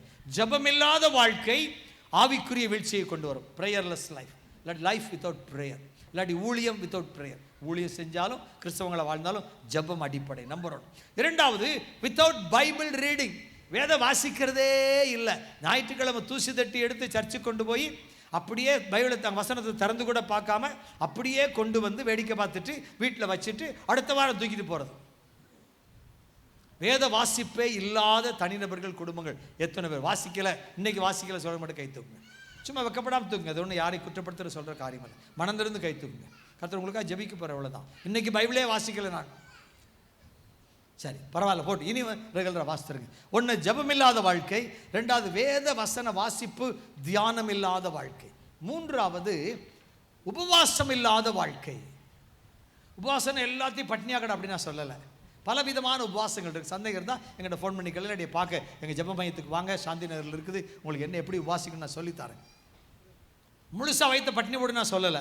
உங்களுக்கு எவ்வளோ திராணி இருக்குது, எவ்வளோ முடியுமோ அதற்கு தக்கதாக நீங்கள் உபவாசித்து பழக வேண்டும். பீரியாடிக்கல், அதாவது ரெகுலர் இன்டர்வெல்லில் நீங்கள் குறிப்பிட்ட இடைவெளி விட்டு நீங்கள் வாரத்தில் ஒரு நாளோ 10 நாளைக்கு ஒரு நாளோ மாதத்துக்கு 2 முறையோ ஒன்றுமே இல்லாட்டி மாதத்துக்கு ஒரு நாளாவது நீங்கள் உபவாசத்தில் இருந்து ஜபிக்கிற அனுபவம் நமக்கு தேவை. அப்போ ஜபம் இல்லாத வாழ்வு ஆவிக்குரிய வீழ்ச்சி, வேதவசனம் இல்லாத வாழ்வு ஆவிக்குரிய வீழ்ச்சி, உபவாசம் இல்லாத வாழ்வு ஆவிக்குரிய வீழ்ச்சி. இதை தாண்டி ஊழியர்களுக்கு இன்னொரு காரியம் சொல்லுவேன். ஜப உதவி இல்லாத வாழ்க்கையும் ஆவிக்குரிய வீழ்ச்சி கொண்டு போயிடும். Life without prayer support. எங்களுக்கெல்லாம் ஜபிக்க நிறைய பேர் இருக்கிறாங்க. இந்த கூட்டத்தில் பலர் எங்களுக்காக ஜபிக்கிறீங்க. இதை கை தூக்க சொல்லலை நான். பலர் எங்களுக்காக ஜபிக்கிறீங்க, அனுதினமும் ஜபிக்கிறீங்க. அதிகாலை ஜபத்தில் இருக்கிற எல்லாருமே எங்களுக்கு ஜபிக்கிறாங்க. 40 to 50 பேர் கலந்துக்கிறாங்களே, அவங்க டெய்லி எங்களுக்காக ஜபிக்கிறாங்க. இந்த மாதிரி கூட்டங்களை உபவாசி ஜபிச்சுட்டு எனக்கு மெசேஜ் போட, பிரதர் இன்னைக்கு இந்த வாக்குத்தத்தை கொடுத்துருக்காங்க, உபவாசம் பண்ணி ஜபிச்சிருக்கேன்னு நேற்று கூட எனக்கு மெசேஜ் அனுப்பியிருக்கிறாங்க. இந்த கூட்டத்துக்கு ஜபிச்சவங்க. அதனால இன்னைக்கு இத்தனை பேர் வந்து உட்காந்துருக்கிறீங்க, இவ்வளோ கூட்டம் இருக்குது. அதனால கர்த்தர் அசிவாடி கொண்டிருக்கிறார். அதனால வார்த்தை வல்லமை உங்களுக்குள்ள வந்து கொண்டிருக்கிறது. அல்லேலூயா. வார்த்தை பிடிக்குதா பிடிக்கலையா? பிடிக்கலைன்னா வாழ்க்கையில் எங்கே வீழ்ச்சி இருக்குன்னு அர்த்தம். ஆமே. நான் வேற யாரையும் பேசல, ரூபன் மனோகரை பேசல, இதுவரைக்கும் இயேசுவை பேசிக் கொண்டிருக்கிறேன். இயேசுவை பேசிக் கொண்டிருக்கிறேன். அல்லேலூயா. அப்போ ஜபம் இல்லாத வாழ்வு, வேதவசனம் இல்லாத வாழ்வு, உபாசம் இல்லாத வாழ்வு, தேவைப்படுவோருக்கு ஜப உதவி இல்லாத வாழ்வு ஆவிக்குரிய வீழ்ச்சியில் கொண்டு போய் நிப்பாட்டிரும். அவர்களை மறுசீரமைப்பது கஷ்டமாக இருக்கும். It will be difficult for their restoration. Restoration will be difficult, கடினமாக இருக்கும் என்று வேத வல்லுநர்கள் விளக்கம் கொடுக்குறாங்க. சரி போகட்டும். இப்போ நம்ம வெளிச்சத்துக்கு வரணும்ல. அந்த வசனம் என்ன சொல்லுது? உன் வெளிச்சத்தை, எந்த வசனம் வாசிங்க? எஸ்ஐ 63 நான் சொல்லிடுறேன். உன் வெளிச்சத்தினிடத்திற்கு, உதிக்கிற ஒளியினிடத்திற்கு எப்படி வர்றாங்க? நடந்து வர்றாங்க. அப்ப வெளிச்சத்தை நோக்கி நடந்து வருகிறார்கள். இப்போ நம்ம நைட்டில் லைட்டு, இந்த ஒரு லைட்டை மட்டும் போட்டு எல்லாம் ஜன்னெல்லாம் திறந்து வச்சுட்டு ஆஃப் பண்ணிட்டு போயிட்டோம், அதெல்லாம் பூட்டிட்டு போயிட்டா நாளை காலையில் வந்து பார்த்தா நிறைய கொசுவெல்லாம் அங்கே செத்து கிடக்கும். பார்த்துருக்கீங்களா? பூச்சியெல்லாம் கிடையாது, லைட்டை தேடி வருது. எல்லா கடல்களுக்கு பக்கத்தில் கலங்கரை விளக்க வச்சுருப்பாங்க, லைட் ஹவுஸ். அதை தேடி வழிதப்பின கப்பல்கள் வந்து சேரும், இல்லாட்டி இந்த இடத்த கண்டுபிடிச்சு கரெக்டாக வந்து சேரும். அப்போ இந்த வெளிச்சம் என்பது வழி தப்பி திரிகிறவர்களை கொண்டு வருவதற்கு என்று நம்ம எடுத்துக்கொள்ள முடியும். அப்போ நீங்களும் நானும், வசனம் சொல்லுது உன் வெளிச்சத்தினிடத்திற்கு ஜாதிகள். அப்போ நீ வெளிச்சமாக இருந்தால் தான் ஜாதிகள் உன்னை தேடி வருவாங்க. ஜாதிகள் என்ற வார்த்தை இங்கே அந்த ஜாதி இந்த ஜாதி அதெல்லாம் இல்லை. தேவர் மறவர் கள்ளர் அவர் இவர் வந்தார் போனார் இருந்தார் உட்கார்ந்தார் எழுமினார் அந்த ஆறெல்லாம் கிடையாது. இது யார் தெரியுமா? ஆங்கிலத்தில் நேஷன் என்று போடப்பட்டிருக்கு. ஒவ்வொரு ராஜ்யத்தையும் ஒரு ஜாதியாக இங்கே எழுதப்பட்டிருக்கிறது இல்லையா? Nation will come to you. தேசங்கள் உன்னை தேடி வரும் சொல்ல, அந்த வார்த்தைக்கு தான் அர்த்தம். தேசங்கள், ஜாதி என்ற வார்த்தை தேசங்கள் தேடி வரும். ஆஸ்திரேலியாக்காரன் தேடி வருவான், அமெரிக்காக்காரன் தேடி நம்மளை தேடி இந்தியாவுக்கு வருவான். எங்கடா ரூபன் மன்னர் ஒருத்தர் இருக்காராமல, ஏன் ஆண்டவர் அங்கே பேசியிருப்பார், அவன்கிட்ட போன்னு சொல்லியிருப்பார். அல்லேலூயா. வருவாங்களா மாட்டாங்களா? சத்தமாக தான் சொல்லி எனக்கு கொஞ்சம் திருப்தியாக இருக்கும்ல. சோதரம் வரட்டும் நன்றி சொல்ல உங்களுக்கெல்லாம் சோதரம். அப்போது நம்ம வெளிச்சத்தின் பிள்ளைகளாய் மாற வேண்டும், ஒளி கொடுக்கிறவர்களாய் மாற வேண்டும். அப்பொழுது ஆனந்த ஆசீர்வாதம் நமக்கு வரும். அப்போ இந்த வருஷம் வாக்கு தத்துவம் நம்மை நோக்கி பலர் தேடி வரப்போகிறோம். ஐயா எனக்கு சுகமில்ல, ஜெபம் பண்ணியா, உங்கள் பாஸ்டர் என்னை கூட்டிகிட்டு போயா, உங்கள் சர்ச்சுக்கு என்னை கூட்டிகிட்டு போயா அப்படி நம்மளை தேடி வருவாங்க. ஏன்? நம்மகிட்ட வெளிச்சம் இருக்குது, நம்மகிட்ட ஒளி இருக்குது, நம்ம பிரகாசிக்கிறோம், அதனால தேடி வர்றாங்க. இருளுக்குள்ள தடவி திரிய முடியாதவங்களால. அதனால இருளுக்குள் இருக்கிற அவர்கள் இருளிலே தேடி தேடி பார்த்தார்கள். அதை செஞ்சு பார்த்தாங்க, இதை செஞ்சு பார்த்தாங்க, அதை வெட்டி பார்த்தாங்க, இதை குத்தி பார்த்தாங்க, ஒண்ணுமே நடக்கல. இப்ப எட்டி பார்க்கறாங்க, ஒரு வெளிச்சம் தெரியுது, வாடா அங்க போவோம். வருவானா மாட்டானா? இருளில் இருக்கிறவன் கட்டாய வெளிச்சம் தேடுவான். அல்லேலூயா. அப்ப நீங்களும் நானும் அந்த வெளிச்சமா இருக்கணும். விடுதலையின் ஊழியங்கள் 2026 வெளிச்சத்தின் ஆண்டாய் கர்த்தர் நமக்கு தந்திருக்கிறார். ஒளியின் ஆண்டாய் தந்திருக்கிறார். வந்திருக்கிறவங்க ஒவ்வொருவருக்கும் விடுதலையின் ஊழியங்கள் சார்ந்த உலகத்தின் பல பகுதியில் இருக்கிற எல்லா பிள்ளைகளுக்கும் 2020 வெளிச்சத்தின் ஆண்டும் ஒளி கொடுக்கிற ஆண்டுமாய் இருக்கிறது. அல்லேலூயா. அப்போ இந்த வெளிச்சத்தின் ஆண்டாய் இருக்கணும்னா நான் என்ன செய்யணும்? செய்தி முடிச்சிடலாமா? அல்லேலூயா. அப்போ மிச்ச பாயிண்ட் யார் பேசுறது? முடிச்சிடலான்றீங்க? சரி.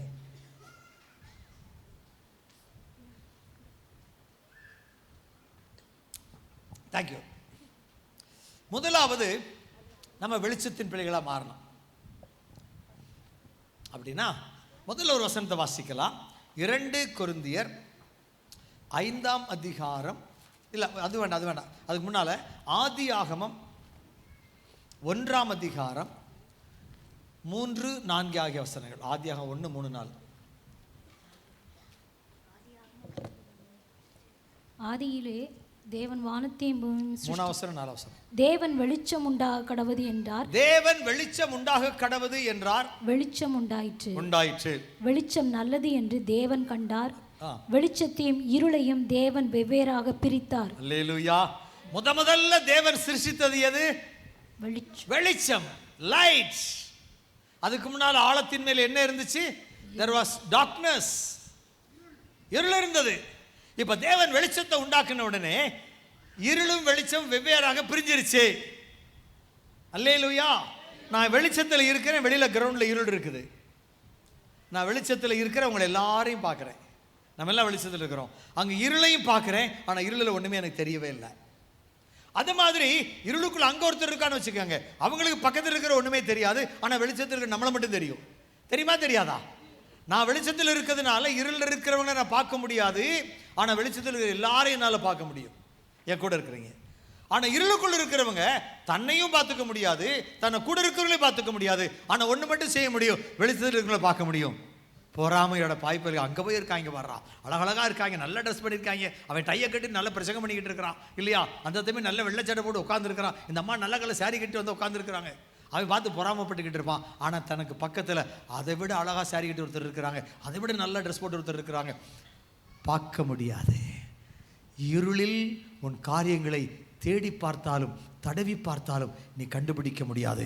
உனக்கு கர்த்தர் நியமித்தவைகளை நீ தேடி கண்டுபிடிக்க வேண்டுமானால், கர்த்தர் நியமித்தவைகளை உனக்குள்ளதை நீ அடையாளப்படுத்த வேண்டுமானால் நீ வெளிச்சத்தின் பிள்ளையாய் மாற வேண்டும். You must become the child of light. வெளிச்சத்தின் பிள்ளையாய் நீ மாறினாயானால் உனக்குரியதை நீ கண்டுபிடிப்பாய்.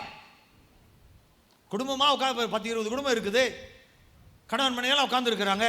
அங்கே போய் ஒரு இருட்டுக்குள்ளே போய் மனைவி எங்கே போய் தேடுவாமே? பிரச்சனை பண்ணிருந்தாலும் வேற ஆளை போய் கைப்பிடிச்சு இழுத்துட்டு இருந்தான்னா. ஆனால் வெளிச்சத்தில் அப்படி இல்லை. அப்படி தானே? நம்முடையதை நம்ம சுதந்திரித்துக் கொள்வோம். அப்போ நீங்கள் வெளிச்சத்தின் பிள்ளைகளாக இருந்தால் தேவன் உங்களுக்கு நியமித்த மணவாளனை கண்டுபிடிப்பீங்க, தேவன் உங்களுக்கு நியமித்த மணவாட்டியை கண்டுபிடிப்பீங்க, தேவன் உங்களுக்கு வச்சிருக்கிற சரியான வேலையை கண்டுபிடிப்பீங்க. அவசரப்பட்டு ஆத்திரப்பட்டு அது இதுன்னு போயிட மாட்டீங்க. தேவன் உங்களுக்கு வச்சிருக்கிற தொழிலை கண்டுபிடிப்பீங்க, தேவன் உங்களுக்கு வச்சிருக்கிற ஊழியங்களை கண்டுபிடிப்பீங்க. வேறு ஒருத்தருக்கு நம்ம எடுத்துகிட்டு கஷ்டப்பட்டுக்கிட்டு இருக்க மாட்டோம். எனக்குரியதை தெரிந்தெடுக்க நான் வெளிச்சத்தின் பிள்ளையாக இருக்க வேண்டும். உனக்கு ஒரு தனிப்பட்ட உன் வாழ்க்கை, உன் குடும்பத்தின் வாழ்க்கைக்கு தேவையானவர்களை தெரிந்தெடுக்க நீ வெளிச்சத்தின் பிள்ளையாக இருக்க வேண்டும். ஆகவே இயேசு கிறிஸ்து, பிதாவாகிய தேவன், இயேசு கிறிஸ்து, பரிசுத்த ஆவியானவர் மூவரும் சேர்ந்து சிருஷ்டிப்பில் என்ன பண்றாங்க? வெளிச்சம் உண்டாக கடவது என்று சொன்னார். வெளிச்சம் உண்டாயிற்று. இப்ப என்ன செய்யறாரு? வெளிச்சத்தையும் இருளையும் கர்த்தர் வெவ்வேறாய் பிரித்து விட்டார். நீங்களும் நானும் வெளிச்சத்தின் பிள்ளைகளாக இருக்க வரைக்கும் பரலோகத்தின் பிள்ளைகள், இருளின் பிள்ளைகளாக இருக்கிற எல்லாரும் நரகத்தின் பிள்ளைகள். அல்லேலூயா. நீங்க எங்க போக விரும்புறீங்கிறது நீங்க எதை சூஸ் பண்றீங்கிறத பொறுத்து இருக்குது. அல்லேலூயா. அப்ப முதல்ல ஆண்டவர் படைச்சது, முதல் படைப்பே வெளிச்சம். எதற்காக? இருளில் இருந்து வெளிச்சத்தை வேறு பிரித்து வெளிச்சத்துக்குரிய காரியங்களை வெளிச்சத்துக்கும் இருளுக்குரிய காரியங்களை இருளுக்கு விட்டு விடுறதுக்கு கர்த்தருக்கு உதவி செஞ்சார். அல்லேலூயா. முதல் சிருஷ்டிப்பின் அர்த்தம். அப்புறம் நம்ம வருகிறோம் எங்க? ஒரு 2 கொரிந்தியர் 5:17 வருகிறோம். 2 கொரிந்தியர் 5:17 சிருஷ்டிப்பு பார்த்துட்டோம். என்ன சொன்ன வார்த்தை? என்ன சொன்னேன்? சிருஷ்டிப்பு. எல்லாம் சொல்லுங்க. படைப்பு. அதான் நடத்தாதுக்கு இல்லையா? கிரியேஷன். சிருஷ்டிப்புனா என்ன அர்த்தம்? படைப்பு. எல்லாம் ஆமாவா இல்லையா? இது வரைக்கும் செய்வன பின்னாலேயே வந்திருக்கும். தூங்கும்போது நல்ல பாம்பு படையெடுத்து ஆடிக்கிட்டே இருந்திருக்கும். பண்ணி உருன்னு உரிமிக்கிட்டு வீட்டு வரைக்கும் வந்திருக்கும். மாடு முட்டுற மாதிரி வந்து முட்டி தூக்கி அந்த பக்கம் தூர போட்டிருக்கும். நாய் விரட்டிக்கிட்டே வந்து கடிக்க வந்து முடியாமல் அந்த சாரியை பிடிச்சி கிழிச்சிட்டு போயிருக்கும். சொப்பனத்தில் எத்தனை பேர் பாதிக்கப்பட்டீங்க? நாய் விரட்டி, காலை மிதித்து, காலை முட்டி, பாம்பு குத்தி பட்டீங்களா இல்லையா? பலர் பட்டிருக்கிறாங்க. அநேகர் ஜெபிச்சிருக்கிறாங்க. அதனால சொல்கிறேன். அப்போ இதெல்லாம் இருளின் ஆதிக்கம் உள்ள இடங்கள். பாம்பு, பல்லி, ஓனா, உடக்கா இதெல்லாம் இருளின் ஆதிக்கத்துக்கு உட்படுகிறது. அது உன் வாழ்க்கையை வாழ விடாது. உன்னை தொடர்ந்து வந்து கொண்டே இருக்கும். உன்னை சேதப்படுத்தி கொண்டே இருக்கும். உன்னை வாழ விடாது. உன் பொருளாதாரத்தை ஆசீர்வாதமா இருக்க விடாது. உன்னை வாழவே விடாதியா. சத்தியமா சொல்ல வாழ விடாது. நீ இயேசுவை ஏற்றுக்கொண்டனா கர்த்தர் அதிலிருந்து வேறு பிரிச்சிருவாரு. வேறு பிரிச்சுட்டாருனா அதற்கு உண்மையில் உரிமை இல்லை. நீ இப்போ வெளிச்சத்தில் இருக்கிற, வெளிச்சத்துக்குள்ள அது வர முடியாது. வெளிச்சத்துக்குள்ள அது நான் சொன்னேன்ல, இயேசுன்னு சொல்கிறா, அதனால ஒன்றும் செய்ய முடியல. அது இயேசுவின் ரத்தம் கொண்டு வராத பக்கத்தில் தெரியுதில்ல. நீ இயேசு மறுசிருஷ்டிய புது சிருஷ்டி ஆயிட்டீங்கன்னா ரத்தத்தால் மீட்கப்பட்டுட்டீங்க. ரத்தத்தினாலாகிய பாவ மன்னிப்பை பெற்றுக்கொண்டீங்க. அப்போ ரத்தத்தின் வல்லமை உங்கள் மேலே இருக்குது. ரத்தத்து பக்கத்தில் யார் வர முடியாது? சத்தம் வர முடியாது. அல்லேலூயா. அப்போ முதல்ல என்ன செய்யணும்? புது சிருஷ்டிக்கு என்னை ஒப்பு கொடுக்கணும். அப்படி என்ன அர்த்தம்? இயேசு கிறிஸ்துவை சொந்த கடவுளாக ஏற்றுக்கொண்டு, தெய்வமாக ஏற்றுக்கொண்டு, நான் உன்னுடைய பிள்ளையா இருக்க விரும்புகிறேன், தேவனுடைய பிள்ளையா இருக்க விரும்புகிறேன், என் பாவங்களை மன்னிங்கன்னு சொல்லி ஒப்பு கொடுத்து, ரத்தத்தால் கழுவப்பட ஒப்பு கொடுத்து, மனப்பூர்வமாக ஜெபம் பண்ணிட்டு ஒப்பு கொடுத்துட்டீங்கன்னா நீங்கள் தேவனுடைய பிள்ளைகளாக இருக்கிறீங்க. ரத்தத்தால் மீட்கப்பட்டிருக்கு. ரத்தத்தின் அடையாளம் உங்கள் மேலே இருக்குது. அதனால சாத்தான் உங்களை தொட முடியாது. நீங்கள் புது சிருஷ்டி. அப்படியானால் பழையவைகள் ஒளிந்து போயின. அப்புறம் எல்லாம் புதிதாயின. நீளமா சொல்லாமல, எல்லாம் புதிதாயின சொல்லிருங்க பாப்போம். நீங்க 9 மணிக்கு இழுத்துறாதீங்க. சரி, சோதரம் புதிதாயின. அல்லேலூயா. அப்ப புது சிருஷ்டியாய் இருக்கிறவர்கள் வெளிச்சத்தின் பிள்ளைகள். அவர்களை தேடி அநேகர் வருவாங்க. என்னடா போன வாரம் முகத்தை பார்த்தாலே கால் எழுமணும் அப்படியே பெயர்ஞ்ச மாதிரி இருக்குன்னு சொல்லி பார்த்துருக்கிறேன். இப்போ சிரிச்ச முகத்தோடு வரேன், பிரைட்டாக வரேன். நான் இந்த கூட்டத்தில் ஒருத்தர் இருக்காங்க, அவனை யாரும் சொல்ல மாட்டேன், ஆனால் அவங்கள குறித்து நான் சொல்கிறேன். அவங்கள குறித்து சொல்கிறேன். நான் அவர்களை சந்தித்தேன். கடந்த வாரம் இந்த வாரத்துக்குள்ளே சந்திச்சிட்டேன் அவங்கள. நான் சந்தித்த போது கணவன் மனையாக வந்தாங்க, பேசிக்கிட்டு இருந்தாங்க. சில காரியங்களை எடுத்து பேசிக்கொண்டே இருந்தோம். அப்போ நான் சில காரியங்களை அவர்களுக்கு சொல்லிக்கொண்டு, சில காரியங்கள் அவர்கள் மாற்ற தேவைப்பட்டு கொண்டிருந்தது. அதனால் நான் மறுபடி பல வசனங்கள் எடுத்து சொல்லிக்கிட்டே இருந்தேன் அவங்களுக்கு.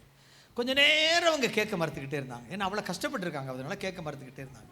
ஆனால் ரொம்ப நேரம் போதனைக்கு பிறகு பல வசனங்கள் வந்த பிறகு அவங்க சரி நீங்கள் சொல்கிற மாதிரி நான் கீழ்ப்படுகிறேன் அப்படின்னு சொன்ன அந்த மொமெண்ட்டில், சுண்டரம் பார்த்தீங்களா, அந்த மொமெண்ட்டில் அவங்க முகத்தில் மாற்றத்தை நான் பார்த்தேன். லிட்டரலாக பார்த்தேன். அந்த முகம் பிரகாசமாக இருந்துச்சு. அதுக்கு முன்னால் அந்த முகத்தில் கோபம் இருந்துச்சு, வேதனை இருந்துச்சு, எரிச்சல் இருந்துச்சு, மன்னியாமல் இருந்துச்சு, நிறையா இருந்துச்சு. அந்த முகத்தை பிரகாசிக்க விடலை. நான் உத்து பார்த்துக்கிட்டே இருக்கிறேன். இதை சொன்ன உடனே சரி நான் செஞ்சிடறேன் அப்படின்னு சொன்னாங்க பாருங்க. அந்த சொல்லி முடிச்ச அந்த நொடி, அந்த ஃப்ராக்ஷன் ஆஃப் செகண்டில் அவங்க முகம் பிரகாசமாயிடுச்சு. அல்லேலூயா. அவங்க சொல்ல மட்டும் இல்லை, அதை செஞ்சும் காட்டிட்டாங்க.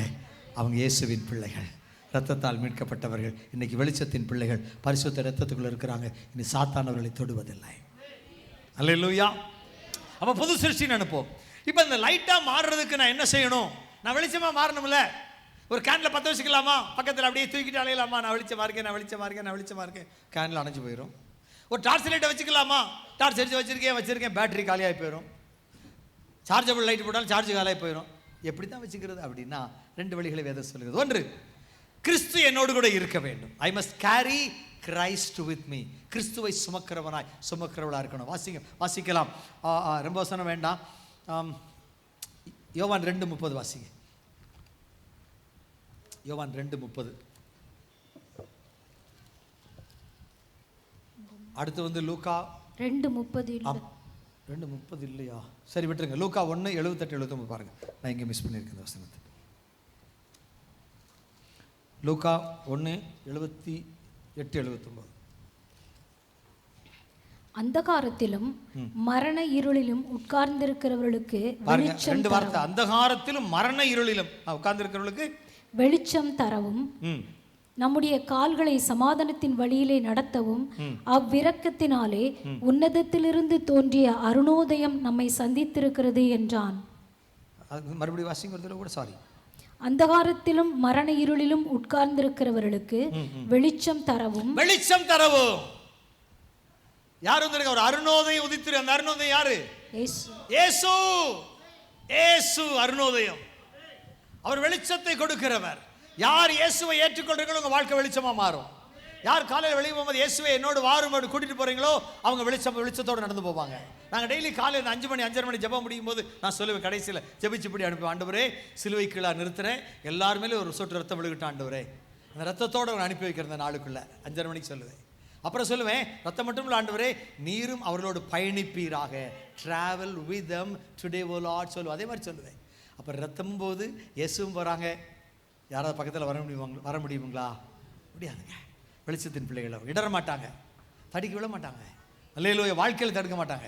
அப்போ வெளிச்சத்தின் பிள்ளைகளாய் மாறுவதற்கு எனக்கு இயேசு தேவை. அவர்தான் எனக்கு வெளிச்சமாய் வந்தவர். நீங்க அப்போஸ்தலர் 9ஆம் அதிகாரம் 3ஆம் வசனத்தை எடுத்துக்கங்க. அப்போஸ்தலர் 9:3 நம்ம வாசித்து பார்க்கும்போது அங்கே அங்கே அங்கே அங்கே அங்கே மணி 9ஆம் போது சரி, அங்கே சவுல் என்ற மனிதன் வருகிறான்.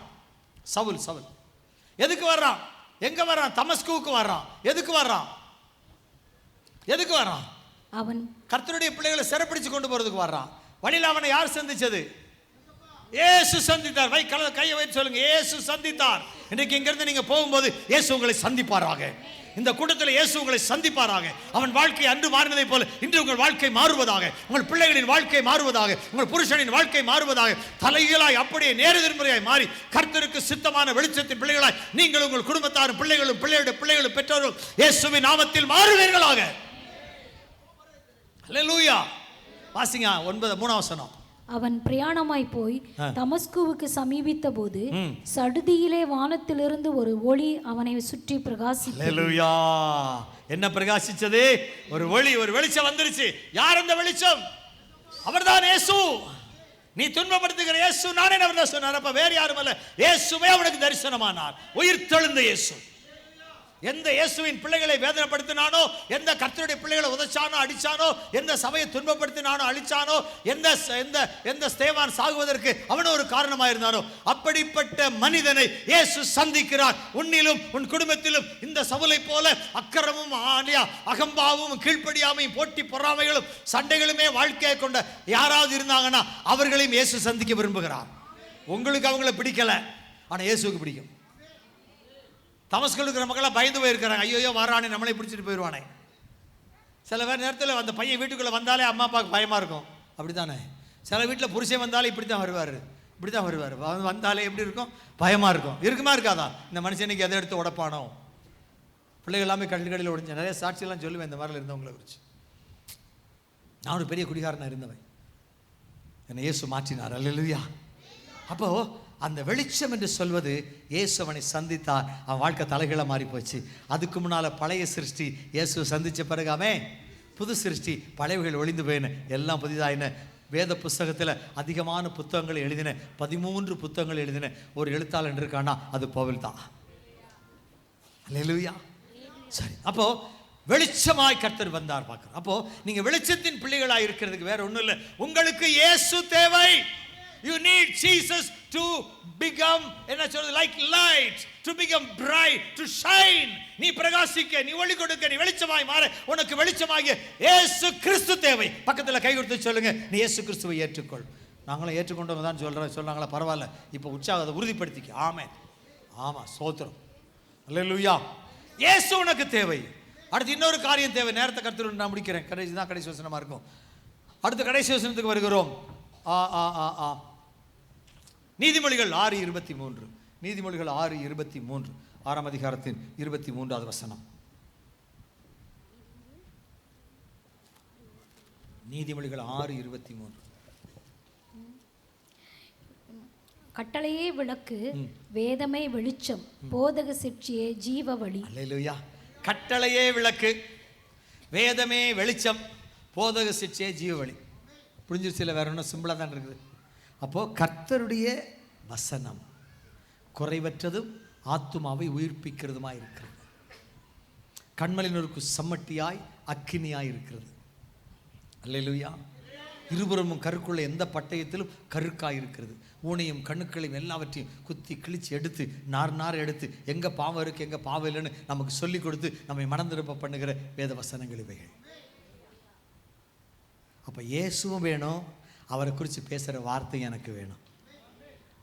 படிக்க தெரியாத பிரதர், இப்போ நிறைய ஆடியோ பைபிள் வந்துருச்சு, ஃப்ரீயாக டவுன்லோட் பண்ணி நீங்கள் தாராளமாக போட்டு கேட்கலாம். தெரிஞ்சவங்ககிட்ட கொடுத்து உங்கள் மொபைலில் இந்த பைபிள் டவுன்லோட் பண்ணி கொடுங்க, இறக்கி கொடுங்க, சத்தம் கேட்குற மாதிரி எனக்கு வேணும் அப்படின்னா ஆதியாகமத்திலிருந்து நீங்கள் வரிசையாக கேட்டுகிட்டே இருக்கலாம். அதனால் இந்த காலத்தில், இனியுள்ள காலத்தில் பைபிள் தெரியாது, கேட்க தெரியாது, பார்க்க தெரியாது, அப்படி படிக்க தெரியாதுன்னா அதில் நடக்காத காரியம், நடக்கிற காரியம் இல்லை. நீங்கள் படிக்க முடியாட்டி கேட்க முடியும். ஒருவேளை எனக்கு கண்ணும் தெரியாது காதும் கேட்காதுன்னா எழுத்து முறையில் வந்திருக்கு பைபிள், பிரைலி, விரல் நாளை தடவி படிச்சுறாங்க நிறைய பேர். இன்னைக்கு எங்கள் கிராமாலயத்தில் சகோதரி இருந்தாங்க, ராஜமான் பேர், 2 கண்ணும் தெரியாது, டீச்சர் அவங்க, 2 கண்ணும் தெரியாது, 119 சங்கீதம் மனப்பாடமாக சொல்லுவாங்க. அவங்க தான் எப்போதும் பைபிள் இதில் கண்டஸில் ஃபஸ்ட் ப்ரைஸ் வாங்க, அப்படி தானப்பா, அவங்க தான் வாங்குவாங்க. ராஜமா டீச்சர் ரிட்டையர்ட் ஆகி ராஜபாடம் போயிட்டாங்க, அங்கே இருக்காங்க. கண்ணு தெரியாது, கண்ணு தெரியாட்டிலும் பரவாயில்ல, காது கேட்காட்டிலும் பரவாயில்ல, படிக்க தெரியாட்டிலும் பரவாயில்ல, ஆனால் இன்றைக்கி பைபிள் நம்மளால் கிரகிக்க முடியும், வாசிக்க முடியும், கேட்க முடியும், பார்க்க முடியும். அல்லேலூயா, புரிந்து கொள்ள முடியும். அப்போ இயேசு உனக்கு வேணும். அவரை பற்றி பேசுகிற வார்த்தையாகிய விவிலியம் என்று சொல்லுகிற, திருமறை என்று சொல்லுகிற இந்த வேத புத்தகம் உனக்கு தேவை. அல்லேலூயா, இதன் வார்த்தை உனக்கு தேவை. ஆமென். இது 2லையும் நீங்கள் வளர்ந்துட்டீங்கன்னா போதும், நீங்கள் எப்போதும் வெளிச்சத்தின் பிள்ளைகளாகத்தான் இருப்பீங்க. அன்றாட சொல்லப்படுற ஆண்டவர் கொடுக்குற வாக்குத்தத்தங்களை சொல்லிக்கிட்டே அன்றைக்கி போயிட்டு சொல்லிக்கிட்டே வாங்க. பாவம் செய்ய மாட்டீங்க. ஒரு பயப்புள்ளையும் உங்கள்கிட்ட சண்டைக்கு வரமாட்டேன். நம்ம பாஷையில் சொன்னான், நம்ம பாஷையில் சொன்ன ஒரு பயப்புள்ளையும் சண்டைக்கு வர மாட்டேன், அப்படி தானே? சோத்திரம். ஆமேன். கர்த்தர் நல்லவர். என்ன ஆமேன் சொல்ல மாட்டேன்றீங்க? கர்த்தர் நல்லவர், அவர் கிருபை. எளிமை நிற்கலாமா? நம்ம வெளிச்சத்தின் பிள்ளைகள், ஒளியின் பிள்ளைகள். கொஞ்சம் தாமதமாகுது முடிக்கிறதுக்கு. ஏன் காரணம் சொல்லுங்கள். கரெக்டாக எங்கள் ஒளித்திலிருந்து தான் தெரியும். லேட்டாக வந்ததுனால. நாங்கள் இல்லை, பலர், மெஜாரிட்டி.